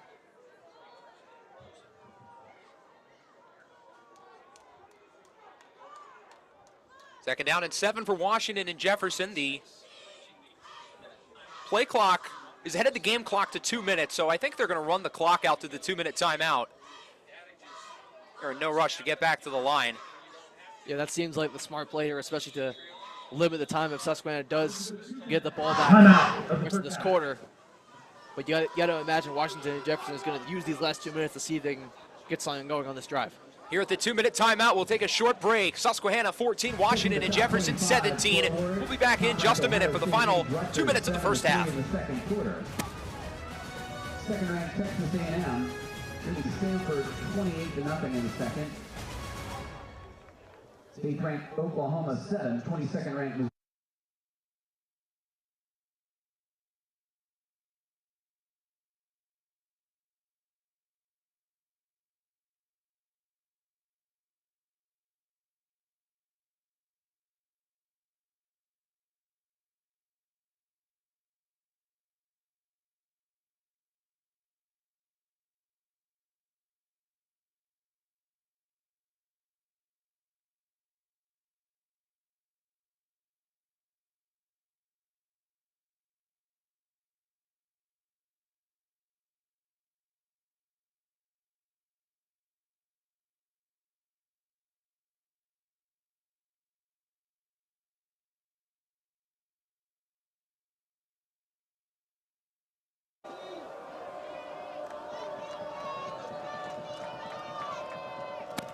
Play resumes following the 2-minute warning. Second down for Washington and Jefferson. Stahl looking down the field, and it's broken away late. Xavier Maple again. Washington and Jefferson wants a flag. He was looking for Jacob McCoskey. Looked like the contact was mutual. That'll make it a third down. Yeah, it was a huge throw here by Stahl, trying to get something quickly ahead down the field out of the 2-minute warning. And yes, there was some contact there, but it didn't seem like anything over the top, as Maple does a nice job there in the pass protection. Yeah, it looked like a bang-bang play, some hand fighting on both sides. I definitely think the officials got that one right with no call, although I see the argument either way. It's third down and 7 for Washington and Jefferson. Stahl looks to throw it, steps up, under pressure from Fersen, hit by Layton, ball lobbed in the air, and it's caught! A first down and more. Jacob McCoskey past the 35, past the 30. What a play by McCoskey. The other standout receiver on this team. Peduzzi's gotten all the love today, but McCoskey, he's just as good. And he makes his big catch of the game so far today. And after getting deflected before by Maple on the previous route, that time makes the grab and gets plenty more out of it with defenders all around him. Official timeout for injury. Maple appears to be hobbling off the field, frustrated with himself. He's played an incredible game, though. But a huge first down for Washington and Jefferson. Just the second catch of the game for McCoskey. He does have 60 yards, though. Over 1,000 on the year. One of just 3 receivers in the pack who had 1,000 yards in the regular season. Now Peduzzi, of course, has over 1,000 himself. The 104 yards he's gotten in the first half of this game. But, I mean, this really is one of the dynamic receiver tandems at the Division III level. 2 superstars who have been stars for this team for multiple years. Yeah, and it goes to show what they're capable of. And their quarterback likes to throw the ball a lot from what we've seen so far today, and giving their receivers a lot of yardage. Stahl looks to throw it, looking to the right side, one-on-one, and it's broken away. Eric Spears Jr. in coverage. He was looking for Peduzzi. Good job there by Eric Spears in coverage there, limiting the damage there from Peduzzi, who was trying to catch that one for a touchdown. But again, now that brings up second down now. And like you said about McCoskey before, those 2 catches he's had today gets him right to 60 yards. Would have been Peduzzi's second touchdown of the game. He has 53 touchdowns on his career. That is incredible. Basically a touchdown a game over his 4 years at Washington and Jefferson. DiSabano in motion. Stahl looks to throw it under pressure off the blitz by Lehman towards tipped and caught. It's DeRosa with the catch. He's quickly wrapped up by Joey Formisano. We look at a 3rd and long. And you look at this play here, this could have been a lot worse for Washington and Jefferson here off the deflection. DeRosa was in the right spot. Yes, they lose yards on the play, but they keep the offense out there on the field. Especially with this being a difficult third down here. Jaden Handy, the big 6'2", 285-pound nose guard, a junior from Salisbury, Maryland, is the one who got a hand on it, but an excellent play by DeRosa to make sure he caught it. Still ended up losing yards, though, with the TFL by Formisano. 3rd and 12. Stahl looks to throw it under pressure from Amari Cofield. Stahl under more pressure, and it's Galen Leemantor with the sack. Just shy at the 50. There's a flag after the play. We'll see what that is. That could certainly change things for this drive. But for now, a big 3rd down stop for Susquehanna. We'll see what the call is by the officials. Maybe something changes. The offense and defense both appear to be staying on the field. Yeah, defense went all out blitz there, and Leemantor went for the big play to get the sack. But again, this flag is going to decide these last 30 seconds of the game, or the half rather. Now, even though the offense is on the field, Stahl was on the sidelines for a second. Now he's coming back. Personal foul, face mask on the defense, number 31. Previous thought, 15 yards, automatic 1st down. So it's a face mask on the first-year linebacker, Omari Cofield, who sent early pressure, was there at the end. Cofield's a guy who's really added to his role throughout the year, a player that this defense should be really excited about, but a costly penalty for the youngster with 29 seconds left. It's an automatic 1st down for Washington and Jefferson with 29 seconds in the half. They still have 2 timeouts as well. If they could put this in the end zone, make it a 2-score game, that would be a huge deal for them. Yeah, it would give their defense a lot of momentum going into the second half. With Susquehanna, who will be starting with the ball in the 3rd quarter. Sharp in the backfield to the right side of Stahl. 3 receivers to the right. McCosco to the left. Stahl looks to throw it. Stahl steps up under pressure, and he's sacked. Galen Leemantor brings him down. This time it will count.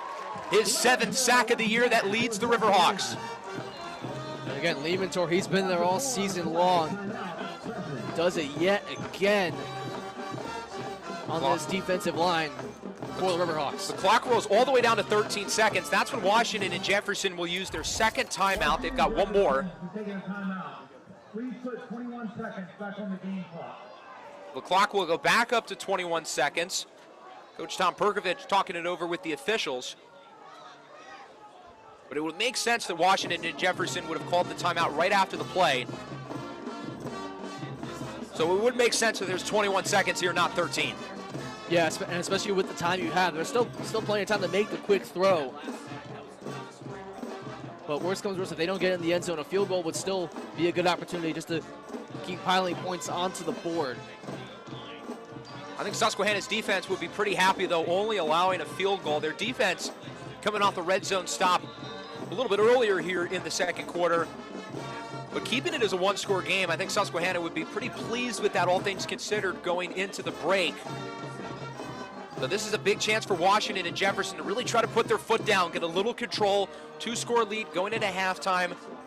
Knowing that they're starting on defense, they'll feel a lot more comfortable being up by 10 as opposed to 6. I would think so too, especially with how this game has gone, with how both teams have been playing, and just like it's been a big surprise, of course, on the offense or both sides of the ball. It's been very explosive. Both teams kind of took the time just to settle into the game, and then they really brought out the energy here. 2nd and 14 at the 20. Stahl looking for the end zone. 1-on-1 for McCosco. It's incomplete. It's Romero Lovelace Jr. in coverage. That'll make it a 3rd and long. Another one of the guys back deep, Romero Lovelace Jr., who's done a great job in coverage during the regular season, and does a nice job there in limiting the catch there, of course, and that one not able to be made. There's a lot of contact there, a lot of hand fighting, especially from Lovelace. If you're Washington and Jefferson, you could have easily made an argument for a penalty.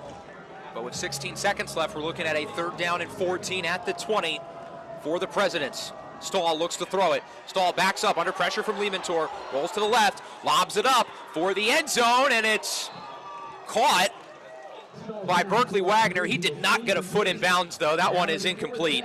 And with 8 seconds left, I have to imagine we'll see the field goal unit. Yeah, I would think that's the case too. It looks like Wyatt's going to be out there for the field goal try to make it a 20-14 game with 8 seconds left on the clock. Devin Wyatt to attempt the 37. And for Susquehanna's defense, you got to be happy here, especially with it being a one-score game going into the half. It's a 37-yarder for the left hash. For Wyatt, it's blocked! Ball's on the ground. Romero Lavalace has got it with an entourage to the end zone as time expires. Nobody will catch him, and the Riverhawks take the lead before the half. Are you kidding? What a play by Susquehanna. The special teams comes up big. That is something we did not expect out of the gate there. We saw Lavalace in coverage before, but they're able to block the kick and return it the other way. What a huge momentum swing for the Riverhawks. The lead going into halftime and starting with the ball in the third quarter. Has there been anyone on the field who's played a better game in the first half than Xavier Maple? An interception, had another one that was called back, and he blocks the field goal to end the first half for a touchdown. As Dominic Bourgeois is on for the extra point, looking to make it a 4-point lead. That kick is not blocked. It is up. It is good. 21-17 going into the break. We expected a really good game. This is beyond what anyone could have asked for. This has been a show from both teams so far. The explosiveness from both sides of the ball, we've seen every single aspect here in the first half come out to play. The special teams unit for Susquehanna blocking the kick and going the other way. Lavalace with the score. And Xavier Maple, what more can you ask for? What a game it has been so far. 21-17 here at the break. First round of the NCAA 2025 Division III Championship on ESPN+. Susquehanna leads Washington and Jefferson 21-17. The Riverhawks will start with the ball to open up the third quarter. That was my partner, Adam Rothschild. I am Alex Weldy. We'll take a short break, and we'll be back in a little bit for the start of the third quarter. 10-0. Halftime score, Cortland and Springfield tied at 7 apiece. First quarter score, Co. leads Concordia of Wisconsin 7-0. Also in the first, Wheaton, Illinois, all over Crown by a score of 20-0.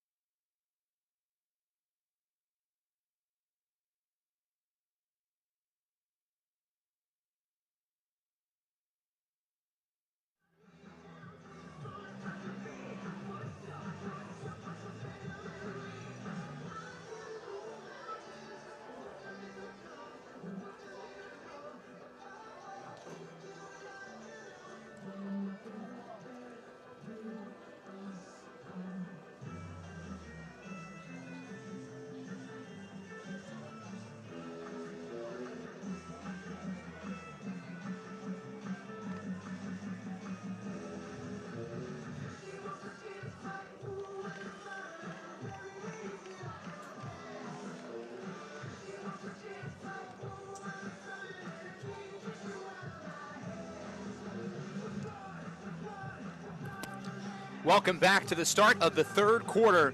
We've got a good one here in Selinsgrove for the first round of the NCAA 2025 Division III Championship on ESPN+. Susquehanna ahead of Washington and Jefferson 21-17. If you want chaos, we've got it. From an interception that hit the ground to a fumble at the 1-yard line to a block kick at the end of the first half, we've been treated to quite the game so far. My name is Alex Weldy, joined by my partner Adam Rothschild. And Adam, it's been a really exciting game so far. 30 minutes in, we've been treated to a thriller, and there's no reason to think the next 30 minutes won't be even better. I mean, what more can you ask for from what we've seen so far from both of these two teams? Bringing in this thrilling competition to start off the postseason on a return now by Daniel Growney to start things off here in the third quarter. From everything you mentioned before with how the first half was, with how everything unfolded. We talked about Steven Cyber getting ejected from the game to the touchback at the end zone where Washington and Jefferson got the ball back, and then the block kick and Lavalace returning it for the touchdown, of course, which now brings us to a 21-17 score. And Josh Ehrlich and his offense out there now to start this third quarter. He's 5 of 10 through the interception, of course, 124 yards for him so far today. Opening up at the 25 following the kick return by Daniel Growney. Matt Sertz gets the ball on first down up the middle. He gets about 4. Riverhawk offense has not been the most efficient so far. The Washington and Jefferson defense has been really impressive. Ehrlich 5 of 10, 124 yards, 2 touchdowns, as you said. Lamons 10 carries, 36 yards, also as a receiving touchdown. Daniel Growney and Carter McCauley have combined for 107 yards on just 3 receptions. Growney, of course, had the big 53-yard touchdown. McCauley almost had a 42-yard touchdown, but of course he fumbled it at the 1. An incredible play by Sam Coleman. Play action for Sertz. Ehrlich looks to throw it on second down. Sets his feet, scans the field, rolls to the right. Ehrlich under pressure. Ehrlich is out of bounds. Tried to get back to the line of scrimmage. Looks like he might have lost some yards, and we're looking at a third down and fairly long for Susquehanna. And again, there's the patience in the pocket from Josh Ehrlich. He knew he had plenty of time, and offensive line does a nice job giving him plenty of time to see if he can find an opening for a throw, but that time had to scramble to the right side as he wasn't able to find anything there really, as we have an injury on the play. An injured defensive player for Washington and Jefferson. We'll take a short break as they check on him on the sideline, and we'll be back in a little bit.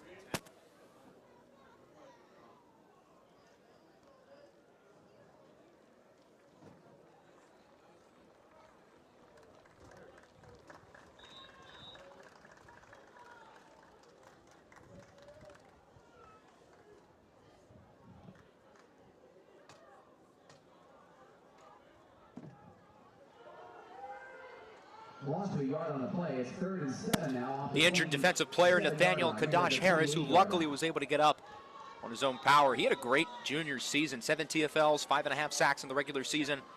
All-Pac honorable mention selection. As we look at a 3rd down and 7 for the Riverhawks. Lamons to the left side of Ehrlich. And Josh Ehrlich will look to throw it. Ehrlich goes short, quick pass, caught by Lamons. Lamons in space, gets by Coleman. Lamons past the 35. And it looks like he does get the first down, moving the chains for the Riverhawks. Yeah, that time it took a couple of stutter steps for Rashawn Lamons.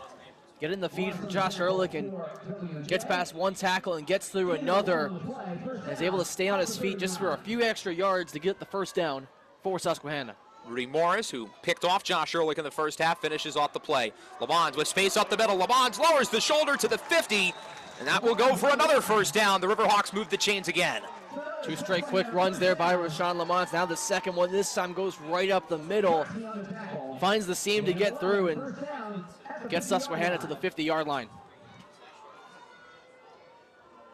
Susquehanna at midfield. Couple of big plays by Rashawn Lamons, who other than the big receiving touchdown was certainly held in check, at least for his standards, in the first half, but has looked good in the third. Ehrlich under pressure, evades the sack. Ehrlich on the run, past the 45 with a nice move, past the 40, and he's down a little bit past the 35. This offense looks like they're in a rhythm right now. A little sloppy at times in the first half, but now they're really starting to get going. This time Josh Ehrlich finds a way to escape the pocket, gets plenty of running room, and is able to get through and get past a few tackles there and gets just inside the 40-yard line. Ball marked at the 39. Ehrlich, as we talked about in the first half, a true dual threat, one of the most dynamic rushing quarterbacks at the Division III level. Back-to-back Landmark Conference Offensive Player of the Year. Play action under pressure from Kadash Harris, who's back in the game, And Ehrlich will throw it away to the left side. It's incomplete. It'll make it a 2nd and 10. Got a flag on the play as well here. See if this sets them back or not. Offense, they're trying to Offside on the defense. Number 23 lined up in the neutral zone. 5-yard penalty, replay first down.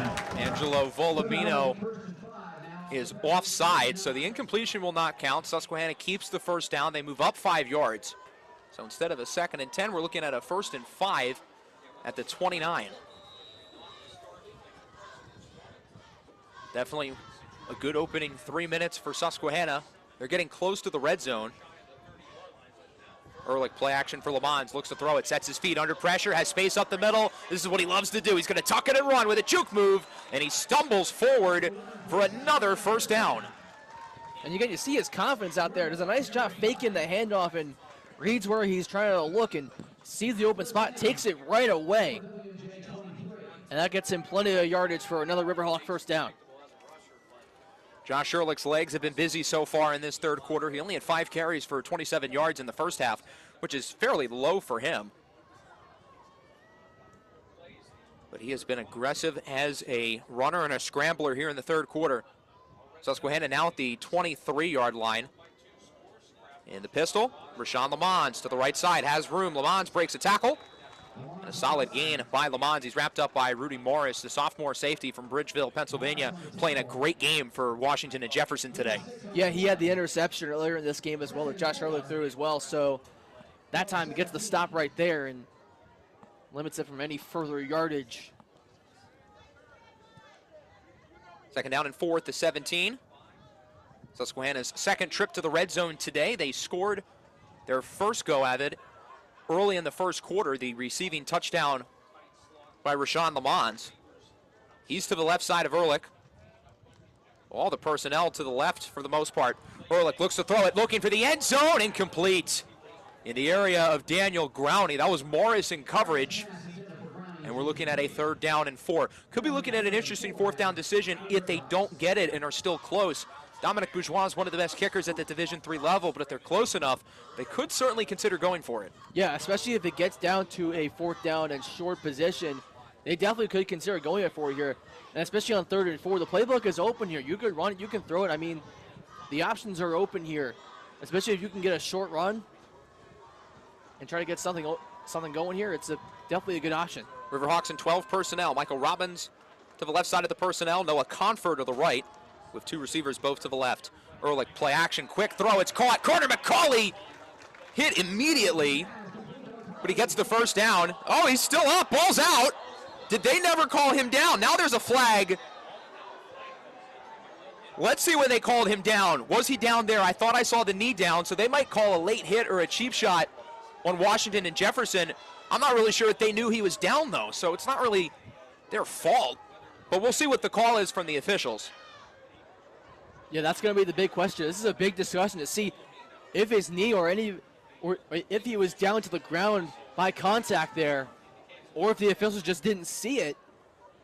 So if he was down, Susquehanna's argument is that the play is dead. You can't hit him. But I would imagine Washington and Jefferson had no clue that he was ruled as down because it looked like he rolled on top of the defender. The officials obviously got a better look at it than we did, so let's see what the call is. The run was down on the field, therefore the play was dead. There is no foul for UNR, as the reaction was to the play being not dead, potentially. Exactly. So McCauley was down. It'll be a 1st down. But it's not a late hit because Washington and Jefferson assumed he wasn't down. A big groan from the Riverhawks sideline, but you can't really blame the Presidents there because they had no idea that the play was not live. Yeah, because we didn't hear any stoppage or anything like that, so they didn't know if the play was done or not, so that was the reason to try to get the ball if they can. But for the Riverhawks, it keeps their offense out there in the red zone. Rashawn Lamons was in the slot to the right side. Now he moves in the backfield with Ehrlich. On 1st down, it's Lamons to the left side, and Lamons is tracked down a little bit shy at the 5-yard line by Brock Sherman for a gain of probably about 3. That time you notice Ehrlich was trying to think about the throw, but instead does the handoff instead. And Gets a few yards there out of Rashawn Lamons. And again, it looks like the ball's going to be marked around between the 6 and the 7. Second and goal for Susquehanna after a gain of 3 for Lamons. They have it at about the 6-7 yard line here with McCauley in motion to the left. Ehrlich hands it off for Rashawn Lamons. Lamons tries to lower the shoulder. Solid gain. Jalen Broxy with the tackle. And again, with a 3rd and medium here, especially being this close to the end zone, it could be in 4-down territory. It's a big decision for Susquehanna if they don't get it here. This Riverhawk team has been in this scenario plenty of times this season and has taken the gamble to go for it on 4th down. But again, this all depends what happens on the 3rd down here. 3rd down and goal at about the 5 for Susquehanna. This could be prime 4-down territory. If they don't get it, a big decision possibly upcoming for Coach Perkovich. Ehrlich rolls to the right. Ehrlich steps up, looks to run, sets his feet. End zone caught, touchdown, Michael Robbins. The senior tight end makes it a 2-score lead for Susquehanna. And again, it was a scramble there for Josh Ehrlich just to find something there. And Robbins ends up being the guy in the left side and makes the catch, plenty of room, and in for the score. Michael Robbins has had a fantastic senior season, has played a role for this team in years past, but is one of the backup tight ends. Now as the full-time starter, he's made some big plays throughout the year. His 3rd touchdown of the campaign, a big-time trusty target for quarterback Josh Ehrlich. Kick from Dominic Bourgeois is up. It is good. 28-17, an 11-point lead. Given where we were at the end of the first half, Washington Jefferson had the lead and the ball late. The past probably 6 or 7 minutes really could not have gone worse for the Presidents, and it started with the block kick. Yeah, that was the big point where the momentum shifted in this game, and it seemed like there were points on this drive where Washington and Jefferson was going to get a huge stop, but the Riverhawks have been able to take advantage of it at times, and now the Presidents are going to get the ball back here, like you said, down 11 here. It's going to be interesting to see what they do on this drive, because from what we've seen from Stahl, from what he's done, he's 15 of 27 today, the 1 interception and 205 yards in the touchdown. But the big thing is he likes to throw the ball a lot, especially a lot of those deep passes that we've seen to guys like Peduzzi and McCosco throughout the day. Had Devin Wyatt made the field goal, Washington and Jefferson would have been up by 6 going into the break. Let's say Susquehanna scores a touchdown here like they did. They'd only be up by 1 now. Instead, they're up by 11. So the blocked field goal was a 10-point swing. Now, Susquehanna can play devil's advocate. They fumbled the ball at the 1-yard line on what could have been a touchdown. So that was a big point swing against them. There have been so many momentum switches, the pendulum going left to right throughout the entire game. But right now, it's Susquehanna in control slightly as they take either team's first 2-score lead of the game. And that's one thing we knew going into this game, that this was going to be a back-and-forth affair because both these two teams played a very similar regular season. Obviously, the records show it both being 8-2, but from what we saw during the regular season, they both dominated in conference play. As Stahl and company return to the field on the offensive side for Washington and Jefferson. Joey DiSabato letting the ball roll into the end zone for a touchback. This is a huge drive for Washington and Jefferson. Now, their offense has, you could argue easily, has moved the ball down the field a little bit better than Susquehanna. In the first half, they had a pretty solid outing from Kellen Stahl, 15 of 27, 205 yards, and the touchdown to Peduzzi, who has 6 catches for 104 yards so far. Jacob McCosco getting things going. He only has 2 catches for 60 yards on 6 targets. The Riverhawks have done a good job not letting him get the ball, but when he has, he's been effective. Run up the middle. Sharp dragging the defender with him. That's Luke Hughes. We do have the penalty. We'll see what the call is. The initial thought is that we could be looking at a face mask on the tackle. Yeah, you kind of see that hand there. Face mask. Defense number 44. 15 yards from the end of the run. All right, first down. So Luke Hughes is called for the face mask. That will move Washington and Jefferson up 15 yards. It'll give them a first down with 8:38 to go in the third. A good start to the drive for the Presidents. That's exactly what they needed. They needed a break to go their way because right now the ball has not been bouncing in their favor. Yeah, that's a huge penalty to start off this drive, and it moves them up further, right to around the 40-yard line, and they can continue to get something going in the run game. It's Sharp again to the right side, and he is hit hard. Romero Lovelace Jr., the sophomore defensive back, he has improved so much from the start of the year to now, making plays on the ball. Obviously had the scoop and score touchdown at the end of the first half on the field goal. Easily one of the most improved players on this roster from the beginning of the year to now. A lot of new faces on the defense, and it's easy to see how much better they are than back in the first couple weeks of the year. And even with how it was last year too, you had a lot of core players that this team lost, of course, and a lot of the new guys filling into this culture and what this program has built throughout the past several seasons. Seeing a lot of these new faces come into the picture, it's been a big surprise, and seeing them step up in these big-time situations like we've seen today with Romero Lovelace Jr. Sharp tripped up by Ruch on second down. Third and short. It's Sharp again, gets the first down, and it's Lovelace again who brings him down. These defensive backs really pride themselves on run defense. Good tackle by Lovelace, but Washington Jefferson does get the first down, more importantly. Yeah, that's the big key here on this play. They've been relying on DeRosa and Sharp. And Sharp, as of late, who's been getting most of the handoffs here, and he had a solid first half as well on the offensive side, and has resumed from where he left off. Peduzzi in motion, play action. Stall, short throw is caught. Another hurdle. Luke Edwards jumps over the defender. Now Edwards is down, unfortunately, but that was one heck of a play.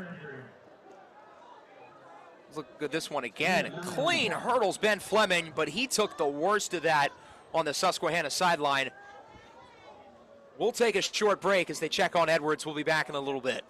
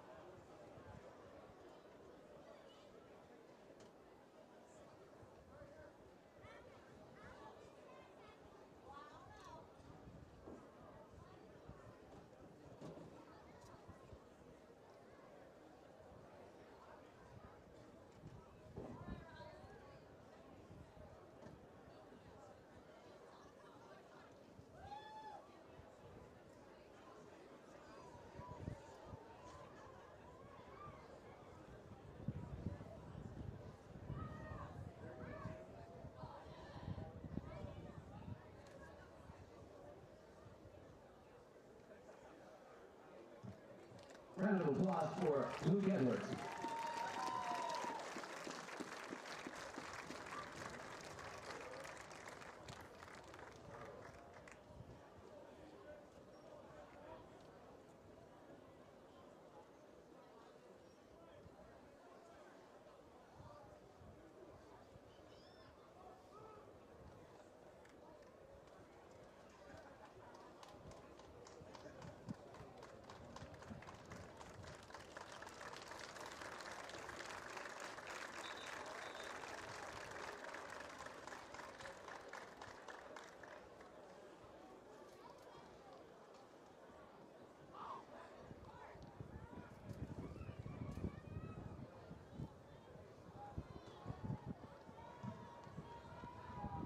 So now it's second down and 1 off the 33.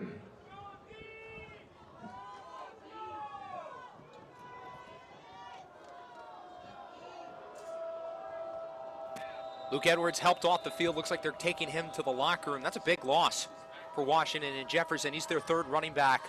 A really talented junior. He's probably going to have a bigger role next year. Stall, high pass, thrown away, incomplete. That'll make it third down. Jacob McCosco was the receiver in the area. Yeah, Edwards, you just mentioned, is heading back to the locker room. Looks like they're carting him off.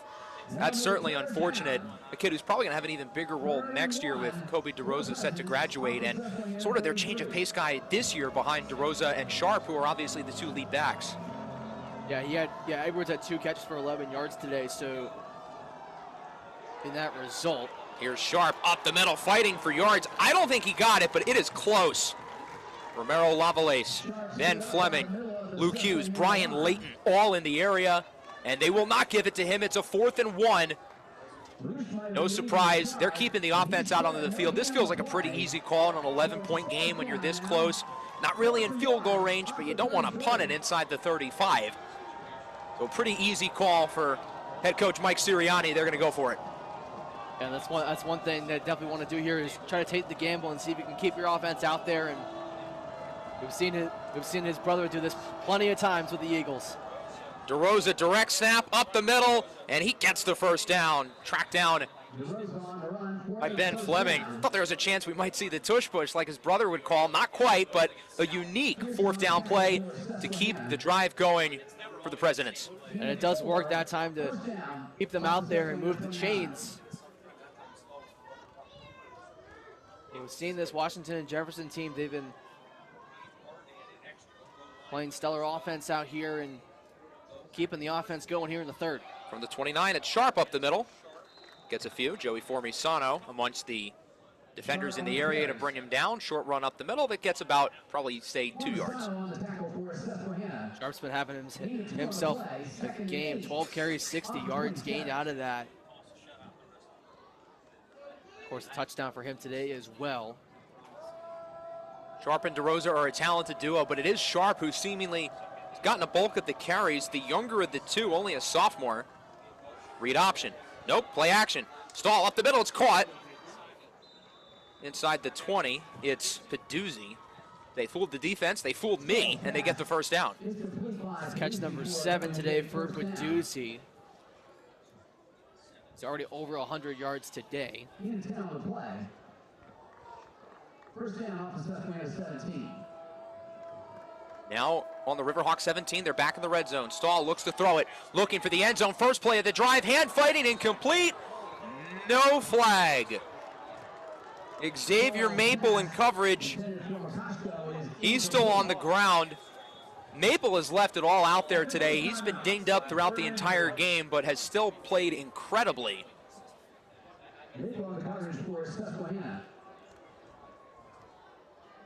They'll check on Maple. We'll take a short break, and we'll be back in just a minute.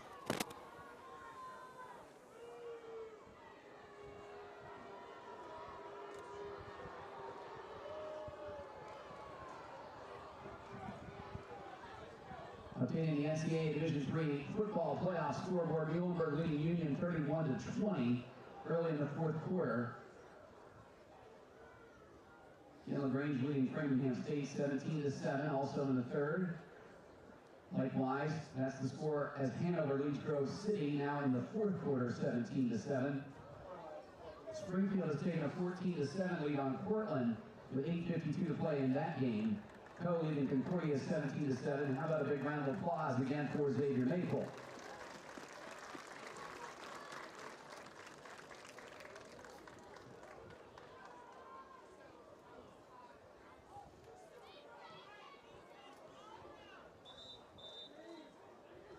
So it's 2nd and 10 now off the 17.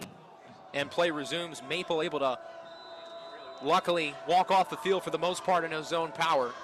2nd and 10 at the 17. Stahl to throw it. Lob pass, it's caught. John Peduzzi in the end zone for a touchdown. And we are back within one score. Touchdown number 2 for Peduzzi. And again, you look at the play there by Stahl. His eyes were not even looking at the end zone. He was looking to the left side as he was trying to fake the pass off there. And Peduzzi with the catch right in the center of the end zone for the score. What a smart play drawn up there by the Presidents. Now, this is an interesting decision on the extra point. If they were to get a 2-point conversion, that would cut the lead to 3. But I guess the thought process for Coach Sirianni is that it's a little bit too early. There's still 4.5 minutes left in the 3rd. Wyatt on for the extra point. It's up. It is good. He's made all 3 of his point after tries today. Both teams open up the second half with a pair of touchdowns, and the lead is right back within 4. Yeah, a back and forth swing as it's been throughout this entire game, and Washington and Jefferson responds here on this drive. And they get the touchdown out of it, and their receiving core has been the key today with Peduzzi leading the way. 8 catches, 131 yards, and 2 touchdowns for him today, of course, but can't forget about Sharp in the run game and how confident they've been on that side as well. Yeah, looking at Peduzzi, I mean, this is a regular day in the office for him. This is what he's been doing for 4 years.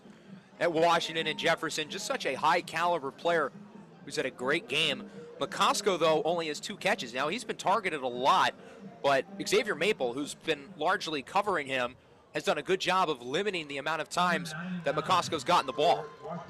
Yeah, that's been the big thing as well, and I think when you look at Susquehanna's perspective, that's been their 2 main targets to stop here on their defensive side, and just trying to limit the damage. It's been tough. It's been tough today for sure with how good both of these offenses have been playing.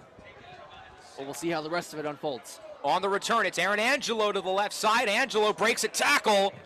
Hit hard at around the 30-yard line. So Susquehanna's offense returns, coming off a really solid possession to open up the second half. Of course, able to score the touchdown. Was, in my opinion, their most complete drive of the game so far. They moved the ball down the field really well, obviously ending in the end zone with a touchdown. Yeah, and it seemed like every play of that drive just had a sense of confidence to it. You felt Josh Ehrlich in the pocket there, felt as patient as he's been all game and waiting for the right time to make the right throw or with the handoff to Lamons, how it's been throughout the majority of this game. And they ended it off perfectly with Robbins, who went in for the score. On first down, it's Rashawn Lamons, breaks a tackle. Oh, that could have been a huge play. That might have been a touchdown-saving tackle by Brock Sherman, but still a good run by Lamons.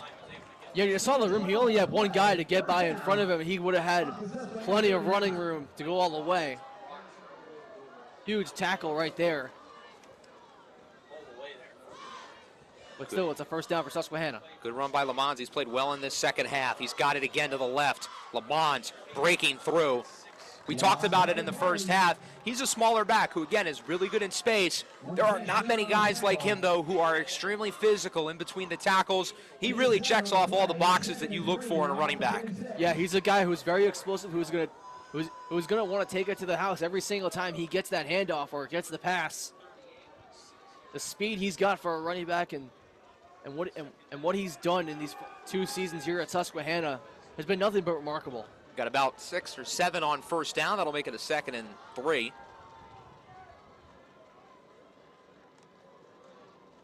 Ehrlich hands it off. Rashawn Lamons up the middle again. Just keep feeding the hot hand. He reaches to the 50 for what looks like another first down, and they will move the chains. It just seems like this has been Lamons' day so far.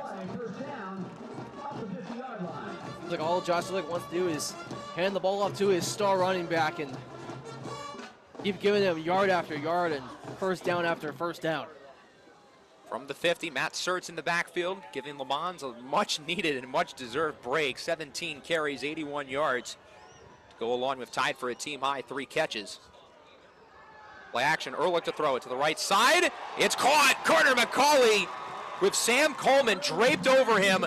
Doesn't matter, the first year to the 30. It's a gain of 20. What a job by Carter McCauley there with the defender right behind him. Does a nice job of turning around and make sure he had enough time to reel in the catch, and does just that for another Susquehanna first down. So it looked like he was down a little bit shy of the 30. They'll say he was at the 31. Ehrlich getting a signal from the sideline. 2 backup quarterbacks, Tommy Wright and Sam McCracken, signaling a possible change of the play for him. Michael Robbins in motion after the gain of 19 by Carter McCauley. Surtz remains in at running back. Play action again. Short throw. Hunter Morgenroth, his first catch of the game. Morgenroth in space. He's tackled at around the 20. Susquehanna scored 24 points in the first half, but this offense just looks way more alive here in the third quarter.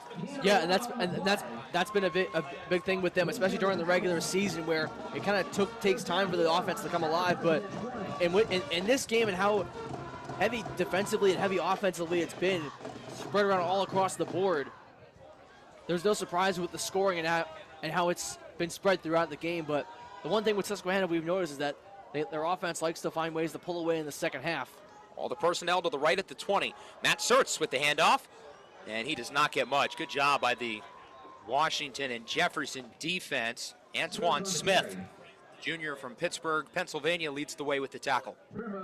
Yeah, nice job there by Smith on the tackle to limit the yard. It stopped him right around the line of scrimmage at the 20. Tyler Primrose was there as well. Both Primrose and Smith with 7 sacks each, tied for third with each other in the pack in sacks here in 2025. 2nd and 10. Rashawn Lamons returns in at running back. Groundy, the receiver, to the left. 2 to the right. Morgan Roth in the slot. McCauley on the outside. Ehrlich, play action, looks to throw it under pressure. Up the middle. He's wrapped up behind the line of scrimmage. Tyler Primrose with the sack, his 8th of the year, and it's a 3rd and long.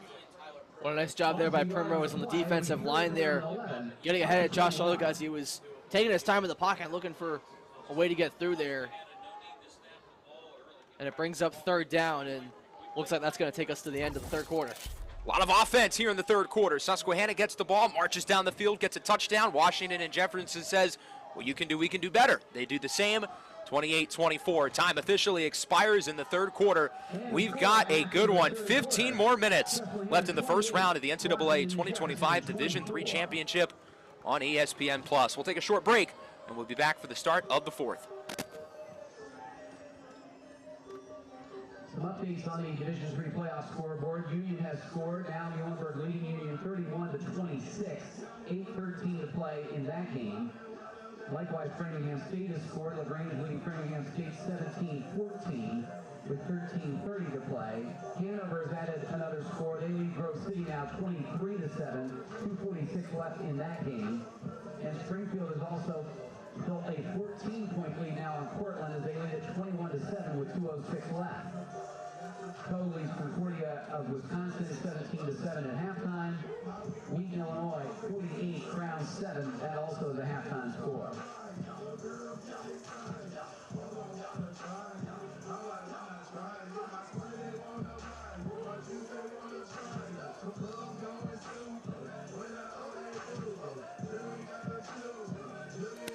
Three quarters down, 1 to go here in the first round of the NCAA 2025 Division III Football Championships here on ESPN+. We've been given a good one.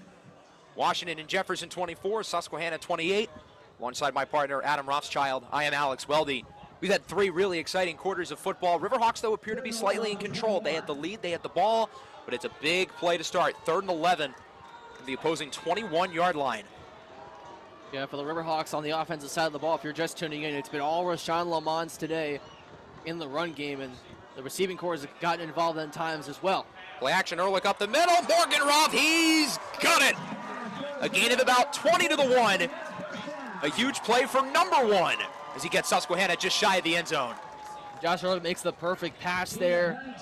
Morgan Roth gets open in the spot, runs the route perfectly, and finds the opening.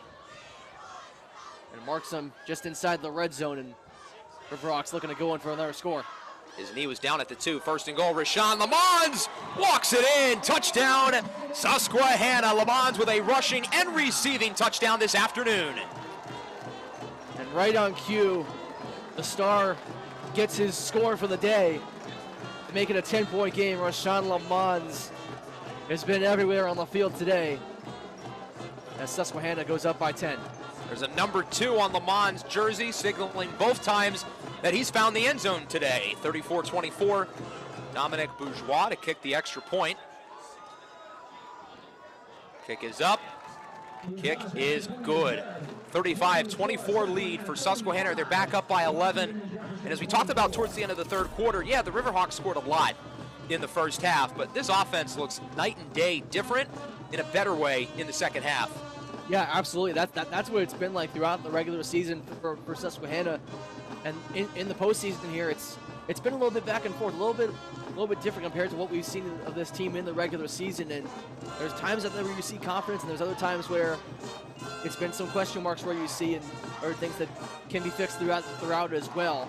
But again, it's gonna be up to the defense now to try to slow down what Washington and Jefferson has been so good at today on the offensive side.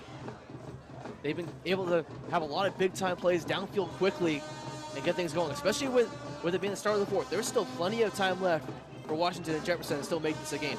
Absolutely. Washington and Jefferson is certainly far from out of it. Their offenses look good. Obviously, John Peduzzi leads the way. 8 catches, 131 yards, and 2 touchdowns. His 5th game this season with at least 100 yards, his 3rd in a row. He has scored in 10 out of 11 games this year, and he's had multiple touchdowns now in 4 out of 11 games. They're going to certainly continue to look to get him the ball, and more looks for McCosco as well, who still only has 2 catches. Bourgeois kicks it away. Fair catch for Washington and Jefferson. by Cam Mulvaney, who's taking over as one of the kick returns for Luke Edwards, who we saw got injured on that last drive. Yeah, another thing to keep in mind as well here, for both these teams in the postseason. Last year, Washington and Jefferson, they played Randolph-Macon last year in the postseason. They lost that game 38-22. So they're looking to get past the first round this season. And of course, we've talked about what Susquehanna has done in the postseason as well already with their wins last year. They went all the way down to the Final Four last season. Susquehanna lost in the opening round 2 years in a row prior. They had to get the monkey off their back. They did so by beating Hobart in the first round, after winning a couple more games after that against St. John's and Bethel. Run up the middle, that's DeRosa. Doesn't get much, maybe a yard. Good job by the interior at the Susquehanna defensive line to bring him down, and that'll make it a 2nd and 9. Nice job there by the defensive line there for the Riverhawks.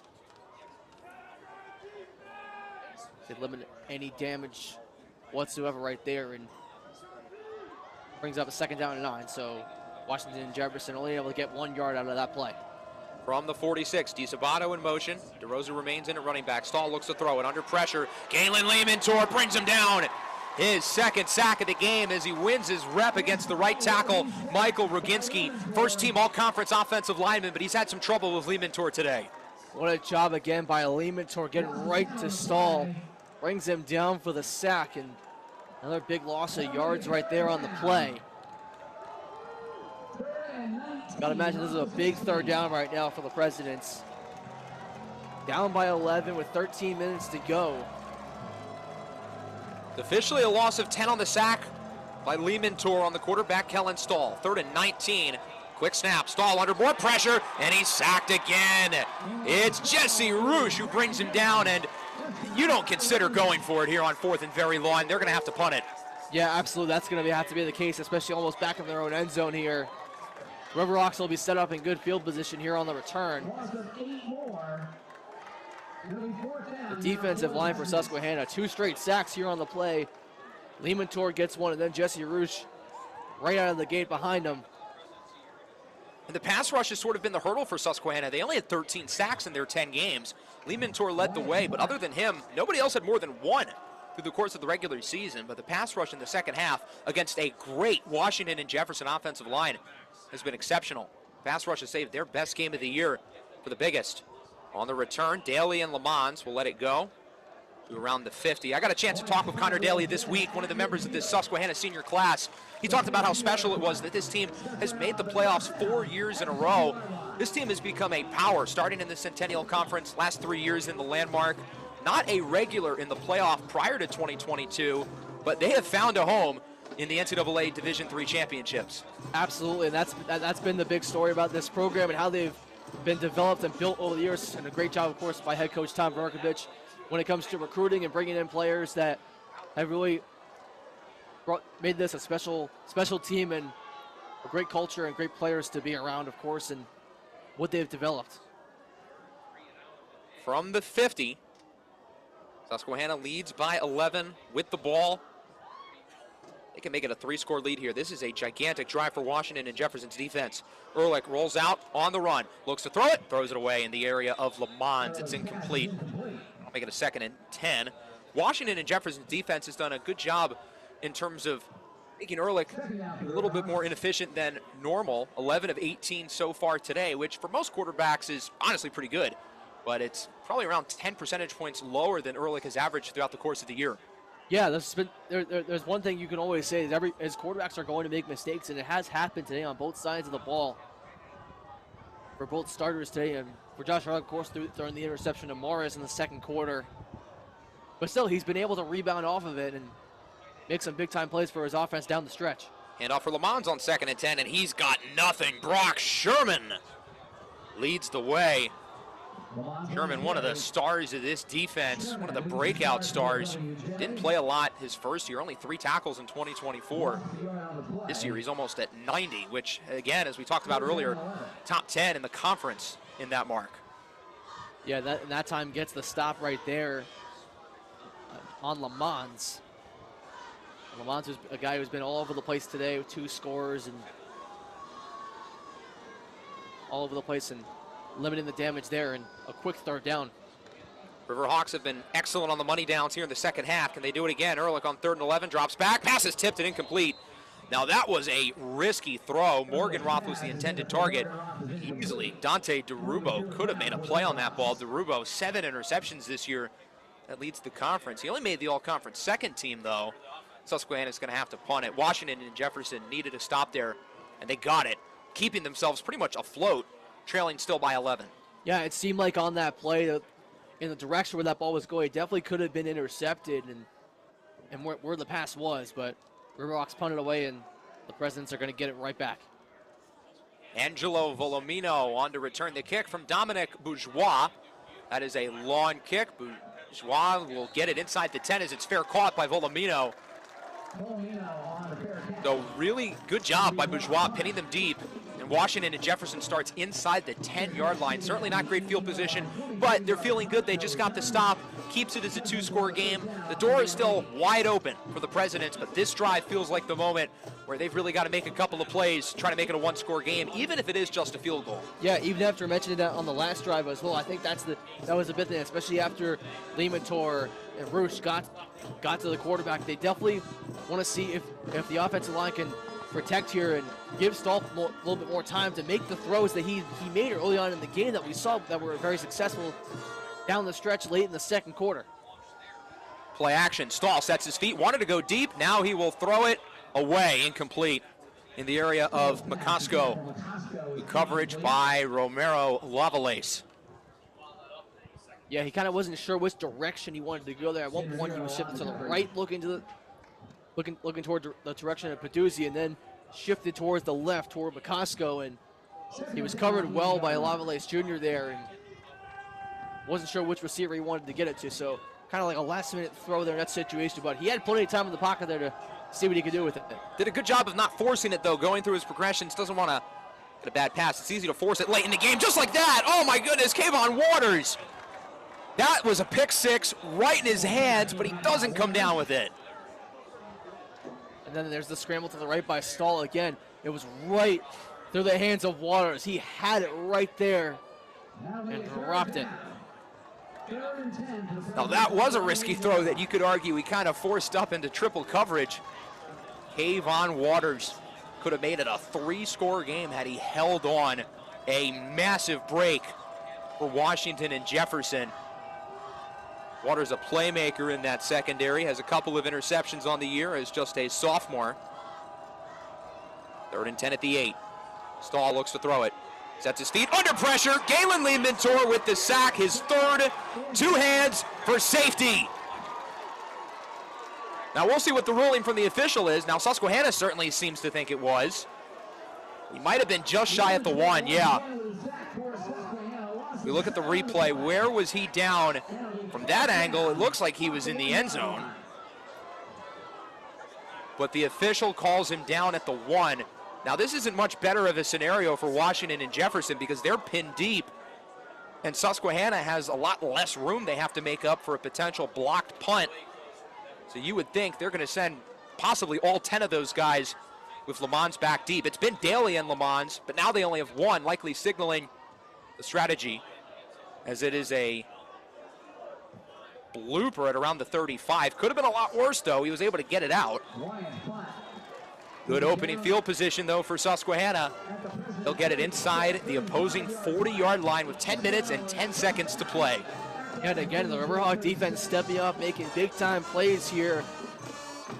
And frustration for Stahl and his offense, and not the drive they were looking for there. And now if you're Washington and Jefferson, your defense again is going to have to find a way to get a stop and try to limit the damage of what Susquehanna has been able to do here in the second half. Riverhawks have it at the 36-yard line officially on first down. 10 minutes, 10 seconds to play here in the 4th. Robbins in motion, Rashawn Lamons. I'm sure we'll see a lot of him over the next few minutes. Lamons stumbles forward to around the 30. I think he got about 5, maybe 6. Again, a lot of these short runs for Lamons, they always matter a lot down the stretch when the short pass game comes into play, or if you decide to go for the run again. That's been the big thing. It's been a debate. You do back-to-back runs to get the first down, or see what else you can do within the playbook. Second and medium, Robbins in motion. Lamons gets it again to the left side. Lamons up the middle, churning for yards. A little bit shy at the first down marker, but a very manageable third down upcoming for Susquehanna. And the key right now for the Riverhawks, you would think, is to let time go off the clock. They have no reason to try to rush things here up by 11. Yeah, that seems like the strategy here by running the ball with Lamons, just trying to run clock out and try to close out this game. But still, there's 9 minutes left on the clock, so it's still plenty of time. Again, on third down here to keep this drive going, you have to imagine a throw here, but a run could also work. 9 and change to go. Third down and about 4. Ehrlich looks to throw it, drops back under pressure, evades 2 defenders. Ehrlich to the right side, looks to run with it. He's got room. Ehrlich past the 30, out at around the 25. That should be enough for a Susquehanna first down. And they'll move the chains just like that. Nice job in the protection there in the pocket. Ehrlich's able to scramble out of it. Gets plenty of running room and is able to move the chains for a Susquehanna first down. Riverhawks have it at the 24. This clock is continuing to move. Tick, tick, tick, tick. 8.5 to go. Susquehanna close to the red zone where they have been very effective today. 3 for 3, 3 touchdowns. Lamons with 2 of them. And Lamons gets it. The sophomore from Smyrna, Delaware, bounces to the outside. Antoine Smith there with the tackle. Jalen Broxy was there as well. Lamons gets a few. This clock continuing to move, though. This has been like the perfect tempo that the Susquehanna offense would hope for on this drive. Yeah, now with Lamons getting a rest, now they're bringing Matt Sertz here, and I'd imagine they get him involved here as well. But you got Robbins to his left and Sertz to the right of Ehrlich. Second and 8 at the 22. Under 8 minutes to play now here in the fourth quarter. The meeting at Christopher Newport next week on the line for the winner. So Matt Sertz gets the ball up the middle, past the 20. Riverhawks officially in the red zone. And again, we're looking at a third down and medium. I think they'll call it 3rd and 5. Again, they continue to do the short plays here, trying to run this clock out.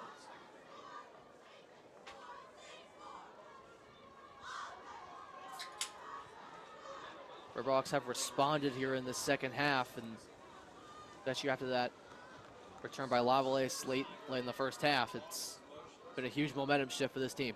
Robbins in motion. 3rd down and 5 for the Riverhawks. Sertz in at running back. Ehrlich fakes the handoff. Ehrlich lobs it up for the end zone. McCauley. No, it's broken away. Excellent defense by Sam Coleman, and I imagine we'll see the field goal team. And right on cue, as you just said, Dominic Bourgeois making his way out there now. And it was a great throw by Ehrlich. Good option there to see if they can get it to McCauley, but good coverage on the defensive side there in the pass protection. Riverhawks will go for 3 points here instead. Dominic Bourgeois' first field goal attempt of the game. It's a 36-yarder from the left hash. A historic kicking season for Bourgeois. He has made all 16 of his field goal attempts this year, breaking a school record. Bourgeois looking to stay perfect. He's got it. 36-yarder is good, 38-24. Now, it does remain a 2-score game, though. That drive could have gone a lot worse for Washington and Jefferson, but the Riverhawks did a good job taking some time off. And now at this point, the margin for error for the Presidents feels like it is at 0. Yeah, every single play down the stretch is going to have to be somewhat made, and you still have all your timeouts. But again, with the clock is not really on your side here with just under 7 minutes to go. So it's going to have to be this drive as quick as you possibly can, and then try to get a defensive stop if you do end up scoring. 6 minutes, 48 seconds to go. In what has been an extremely exciting first-round game here in the NCAA 2025 Division III Football Championships on ESPN+. Again, I'm Alex Weldy alongside Adam Rothschild. This game had a lot of hype going into it. We knew it was going to be extremely close, and that it certainly has been. Now, the Riverhawks have pulled away a little bit in the second half. Biggest lead of the game at 14. The door is still cracked open for Washington and Jefferson, but they've really got to kick it open on this drive to keep themselves in the game. And that's going to be the key. We've seen the guys who have gotten involved for them today. Peduzzi in the receiving corps leading that route, and Sharp leading the run game. for the Presidents today. That one will go back for a touchback. Rolls into the end zone. Good kick by Bourgeois. Cam Mulvaney lets it go. 6 minutes, 48 seconds for Kellen Stahl and the Washington and Jefferson offense. It'll be the last real opportunity for this offense. A lot of key seniors on this side of the ball. Stahl, DeRosa, Peduzzi, McCosco. Guys who have been with the program for a long time. Guys like Peduzzi and McCosco who have been stars here for years. Others like Stahl who are in their first years as a starter. But it's the biggest drive of the 2025 season for Washington and Jefferson.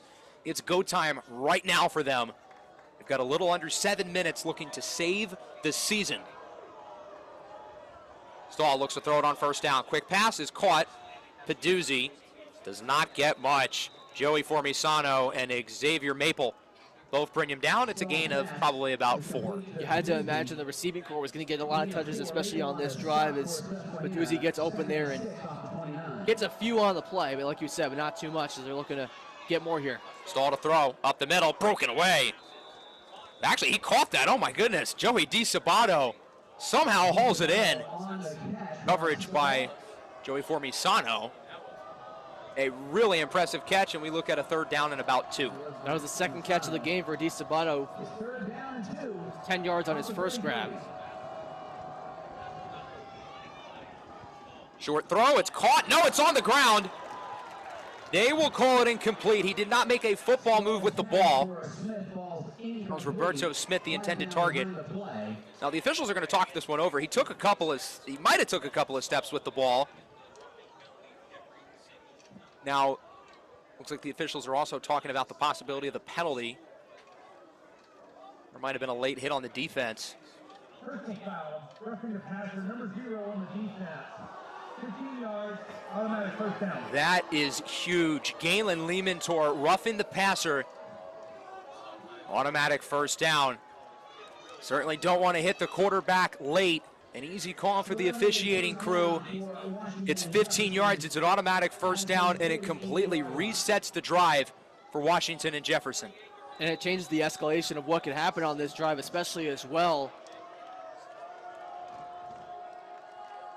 Just under 6 minutes to play now in the fourth quarter. Stahl to throw it. Stahl quickly hit, lobs it up, one-on-one. Oh man, that was almost caught by Peduzzi. Romero Lavalace in coverage would have been an unbelievable one-handed catch had he came down with it. And Stahl again, like he has been doing throughout the game a lot, airs that one out, and Peduzzi had the one right in his right hand, but great coverage there by Susquehanna. Brings up second down. And with both passing games, there's been a lot of contact with these wide receivers and corners. The officials are letting these guys play. Sabato in motion. Stahl to throw it. It's a screen. It's DeRosa, has a first down up the field, past the 35. Really nice play after the catch by Kobe DeRosa, the senior from Newcastle, Pennsylvania. And again, it seemed like there was a point where he wasn't going to get past there, but does for the first down, and eventually gets dragged down a little bit past the marker. They're snapping the ball back really quick here. Yeah, as you can imagine, they're looking to go tempo. McCosco doesn't get much.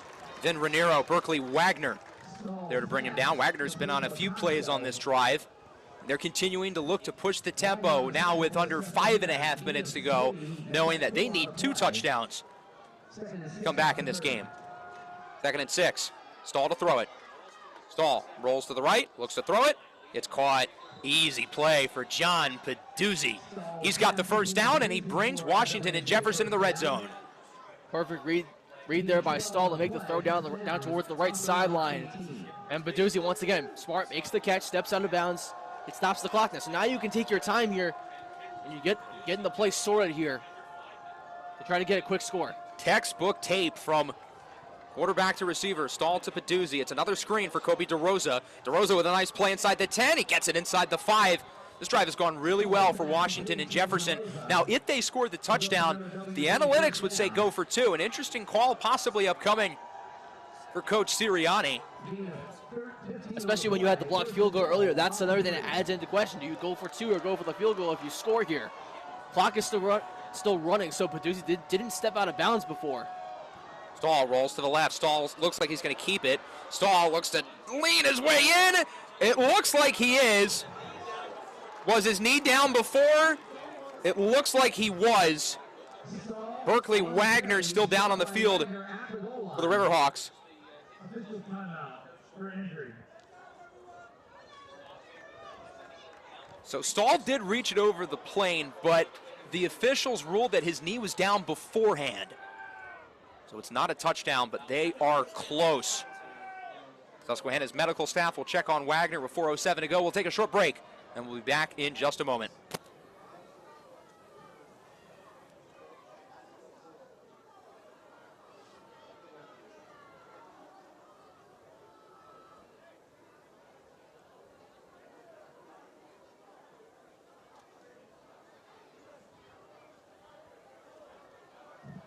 And a round of applause for Berkeley Wagner.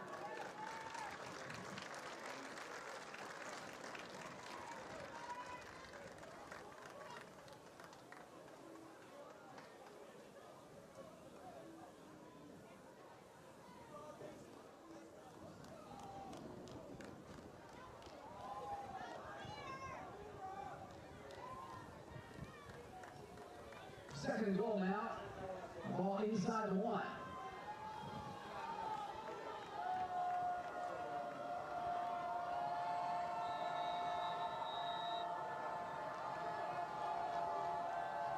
Second and goal at the 1. Direct snap. Kobe DeRosa powers his way in. Was he in? Washington and Jefferson thinks it's a touchdown. It is. Kobe DeRosa in the end zone for a score. Big decision upcoming for Washington and Jefferson. You alluded to it earlier. They've already had a kick blocked. The analytics say go for 2.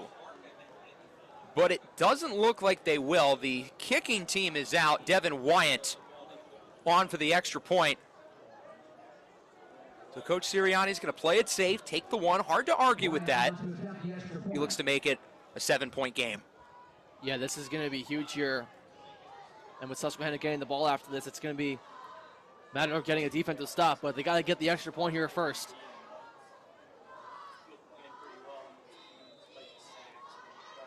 Big extra point for Devin Wyant to make it a 7-point game. Somebody jumped. Looked like it was Maple who had the blocked field goal to end the first half. Could this change the call? Could maybe, with them being closer, if it is an offsides, maybe they do go for 2. The 1-yard line in this spot, you would think they would. Yeah, and it seems like that's what it's going to be. Yeah, they're going to switch it up here. Right on cue. Wow, that is a big deal. So now all of a sudden, Washington and Jefferson will go for 2. The analytics say this is the correct decision because there's roughly a 50% chance they would get it. Now with the offsides, that number goes up since they're closer to the end zone. But the whole idea here is if they get the ball back and score again, if they don't get the 2-point conversion here, they get another crack at it, and if they do, an extra point wins the game. So now that they have it at the distance to the goal line, feels like the right choice from Coach Sirianni to go for 2. They're in the same formation that they were in on the touchdown. DeRosa looks to be the quarterback. He gets the snap. DeRosa plows his way forward, reaches over the plane. Susquehanna says no. Washington and Jefferson says yes. I think he was in. And he was, it looks like, according to the one official. So that'll make it 38-32. It was a huge gamble to go for, but again, after we saw Maple go earlier there, it seemed like Sirianni just made the switch right away, and they're able to sneak it in right away, and what a smart play drawn up there to make it a 6-point game. And this definitely changes things. Let's say Washington and Jefferson gets the stop. Their defense has made some plays in the second half. A touchdown and an extra point would win the game as opposed to tying it. That's a big difference. A 6 to 7 point difference in football is a lot. Well, now it's going to come down to their defense if they want to save their season and keep their hopes alive here. Riverhawks will get it back here with Daniel Growney returning it back deep.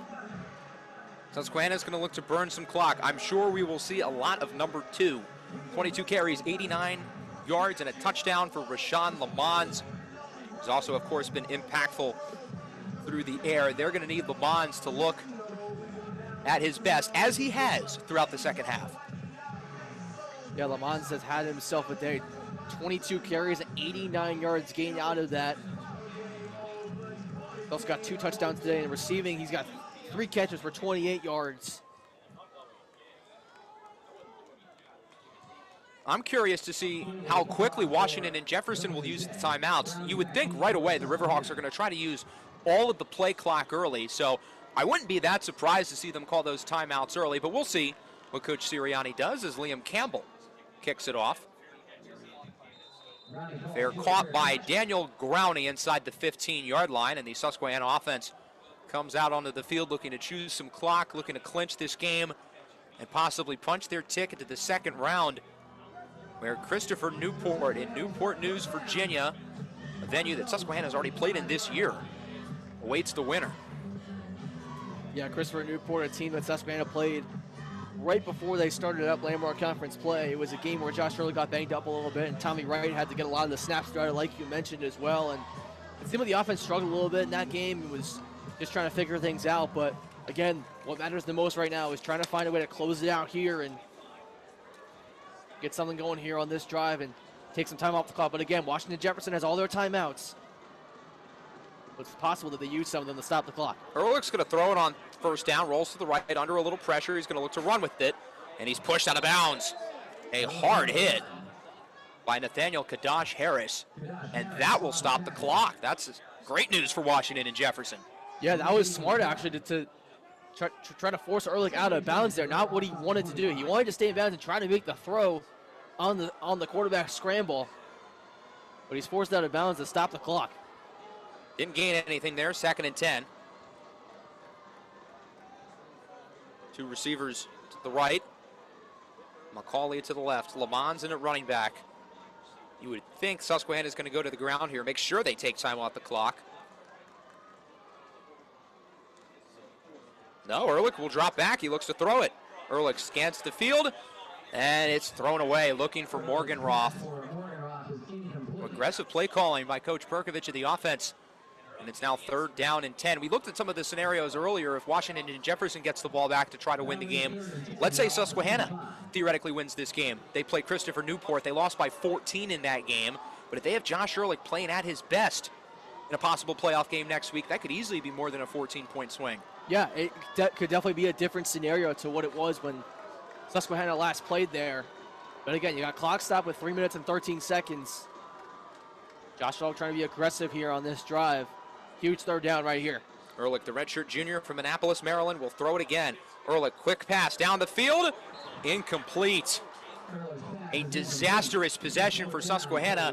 They gain no yards, and they take pretty much no time off the clock, running out of bounds, and then 2 incomplete passes. That could not have gone better for the Presidents, who get it only down by 6. Exactly what they were looking for, right on cue, and their defense does what they have to do. And now you got plenty of time. 3 minutes left in this game, plus the 2-minute warning and your 3 timeouts to try to get a score and regain the lead in what will be a remarkable comeback. Washington and Jefferson, their margin for error a few minutes ago was 0. They've played perfect since then. They're going to need another perfect 3 minutes. On the return, really good field position inside the 40. The opposing 40 is Volumino. Late flag after the play. Hold on, this could change things.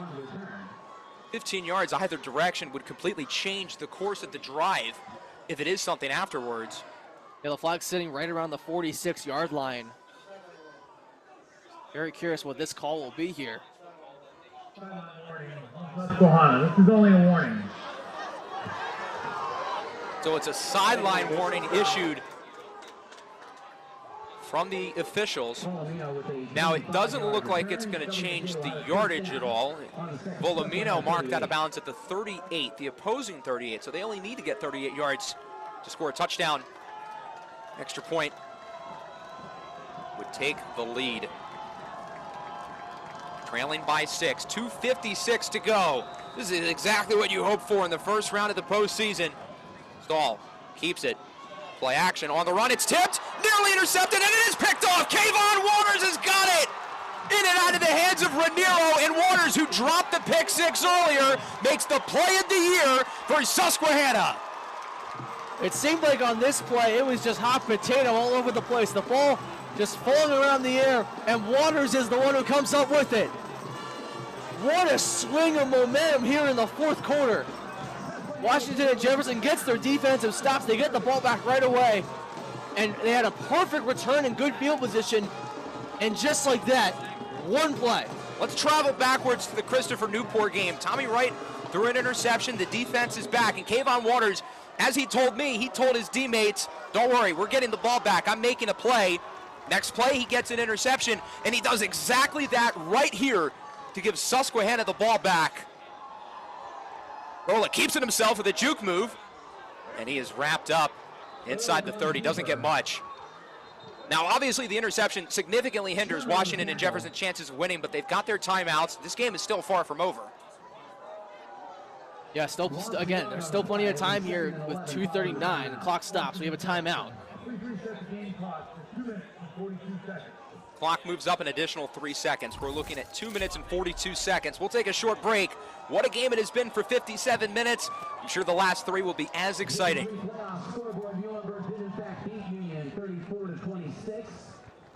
LaGrange now leads Framingham State 24-21, 23 seconds left in that.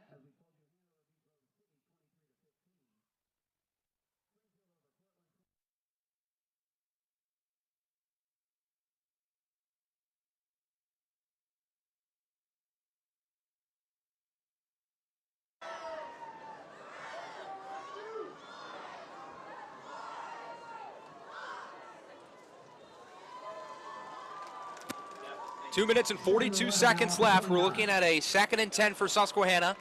Ehrlich gaining nothing on first down. Coach Mike Sirianni using the first timeout for Washington and Jefferson. They've still got 2 more. Ehrlich snaps it, hands it off. Rashawn Lamons to the left side. Lamons has space. Lamons, first down and more. He's tracked down well past the 45 by Rudy Morris. A huge play for the Riverhawks. And there was the breakaway you were looking for. It's not the score that Lamont has gotten twice today, but still gets him around the 50-yard line. What a run by Rashawn Lamont. Washington and Jefferson uses their second timeout.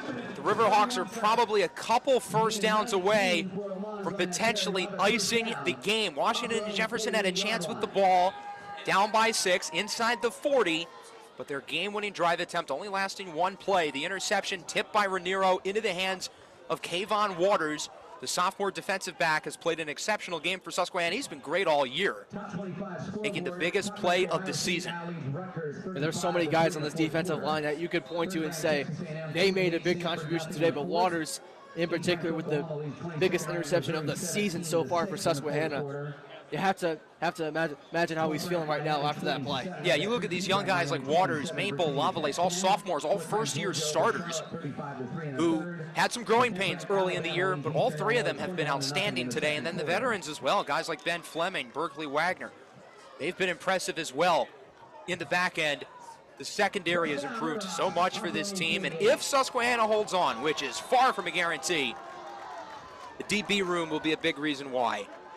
2:31 to go. Ball is at the Susquehanna 48. Michael Robbins in motion. Ehrlich hands it off. Rashawn Lamons up the middle.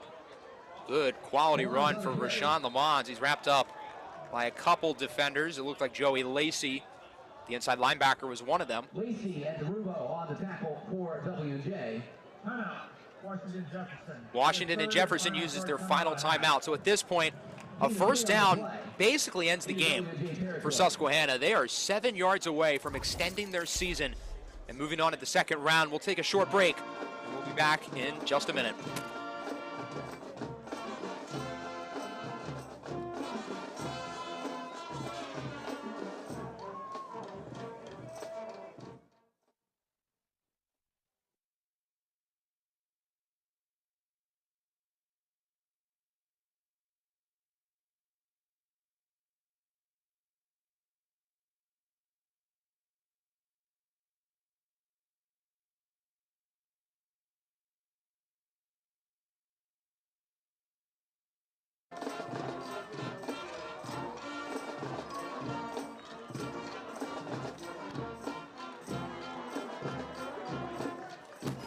Two minutes and 25 seconds to go. A first down essentially ends this game. Susquehanna leads by 6. Christopher Newport awaits the winner. Washington and Jefferson season on the ropes. They need a huge defensive stop. You would think Rashawn Lamons would get the ball over the next play or two. As on second down, Ehrlich hands it off. Rashawn Lamons up the middle. Good run to about the 45. This could be 4-down territory. If they don't get it, but they're really close, it would be an interesting decision. They could pin them deep or try to end the game. We'll see what they do following the 2-minute timeout. Biggest play call of the game, season on the line for the Presidents. Yeah, it's going to be a big call here. Their defense is going to have to step up and make a stop here on third down. You got no timeouts left and not a lot of hope on your side here. But again, they got to stay focused and try to get a stop here. This is their season right here. We'll keep it here at the 2-minute warning. It is a third down and about 3 for Susquehanna. Again, you're watching the first round of the NCAA Division III Football Championships on ESPN+. I'm Alex Weldy along with Adam Rothschild. Biggest play of the game here, Adam, 3rd and 3. What's the play call for Susquehanna? I think you got to go run here. That's what's been working on this drive, especially with it being only a 3rd down and 3. Lamons has been the guy for you this afternoon. There's no reason why you wouldn't hand it off to him again here. 25 carries, 112 yards for Rashawn Lamons. Broke the Susquehanna school record for rushing yards in a season last year in his first year with the program. This year he missed some time, but he still has 3 games with over 100 yards. His season high is 113. Today he's got 112. And keep this in mind, he's not out there right now. He's on the sideline, so you wonder what the Riverhawks are going to do here. Following the 2-minute timeout, 3rd and 3. Ehrlich by himself in the backfield. Interesting formation from Susquehanna. They've got 2 tight ends. Noah Comfort to the left, Michael Robbins to the right, and 3 receivers, including Aaron Angelo, the first year in the slot. McCauley and Growney to the outside. Ehrlich looks to throw it. He's going to run it himself. Ehrlich tries to cut it to the outside, breaks a tackle, fighting for yards. He is so close. I think he's slightly short. This is going to be a very close call. One official says short. Now, what do you do here on 4th and 1? You could pin them back deep, theoretically inside the 10-yard line, and make Washington and Jefferson go the length of the field. If Susquehanna doesn't get this, it's outstanding field position for the Presidents. But they're only a yard away from ending the game. So it's a really tough decision here. What would you do if you were Coach Perkovich? I mean, it's too hard to just even think and choose here. I mean, the risk of it, you go for it on 4th down here, you don't get it. They get the ball back with still plenty of time left on the clock. And if you punt it away here, they get the ball back, but not in great field position. You have to make them go down the whole length of the field. So it's a huge difference for what Susquehanna could do here. Susquehanna is going to call a timeout with the play clock at 1. Game clock sits at 54 seconds. If Washington and Jefferson does get the ball back, Susquehanna obviously wanting to limit the amount of time they have with it. So, again, 4th and 1, season's on the line. Susquehanna could go for it. All they would need is a yard, but if they don't get it, that could prove to be trouble. We'll take a short break. We'll be back in just a minute.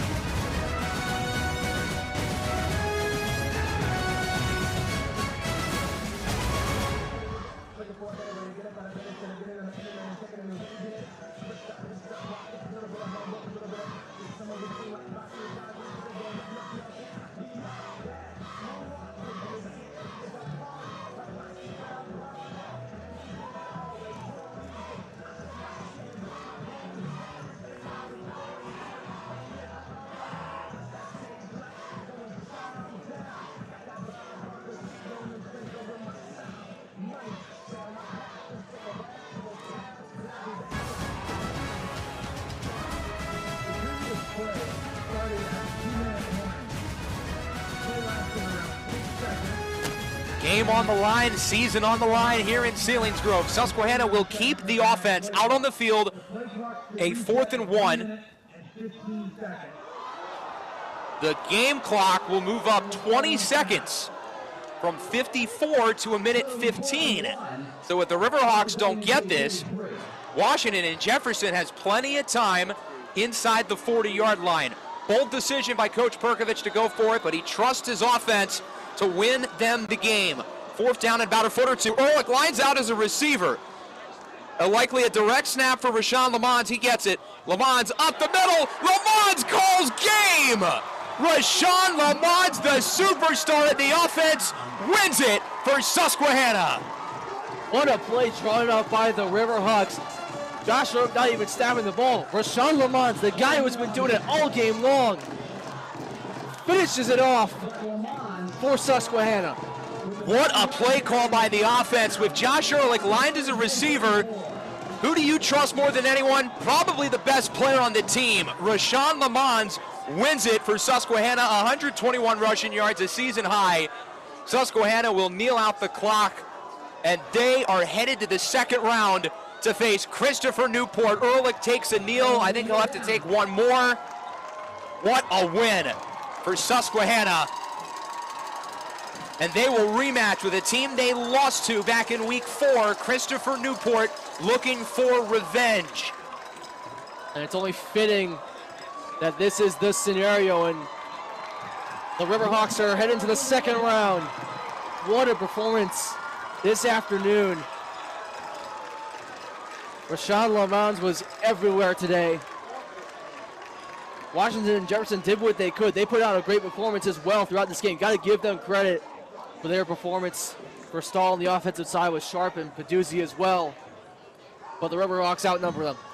Give Washington and Jefferson a ton of credit. They started the year 0-2. They battled back. They faced adversity. They win 8 games in a row. They sweep through conference play to get here, and they left it all on the field, giving everything they got. But it's not enough. The Riverhawks move on. Some final numbers. Ehrlich, not his most efficient game, 11 of 22, 197 yards, 3 touchdowns, and a pick. Lamont, 26 carries, 121 yards, a rushing touchdown, and a receiving score. Michael Robbins, Daniel Growney, also with receiving touchdowns. Carter McCauley, 4 catches, 81 yards. For Washington and Jefferson, Kellen Stahl, 24 of 42, 298, 2 touchdowns, 2 interceptions. Sharp leads the way on the ground, 12 for 58, and a score. John Peduzzi, what a star that young man is. 10 catches, 148 yards, 2 touchdowns. The standouts defensively, Galen Lehman tore 3 sacks. Xavier Maple with an interception and the blocked field goal at the end of the first half. That probably was the biggest play of the game. Adam, your final thoughts? What a performance by both of these teams. Got to give credit, and postseason football is certainly back here in Division III, and this was a thriller to watch.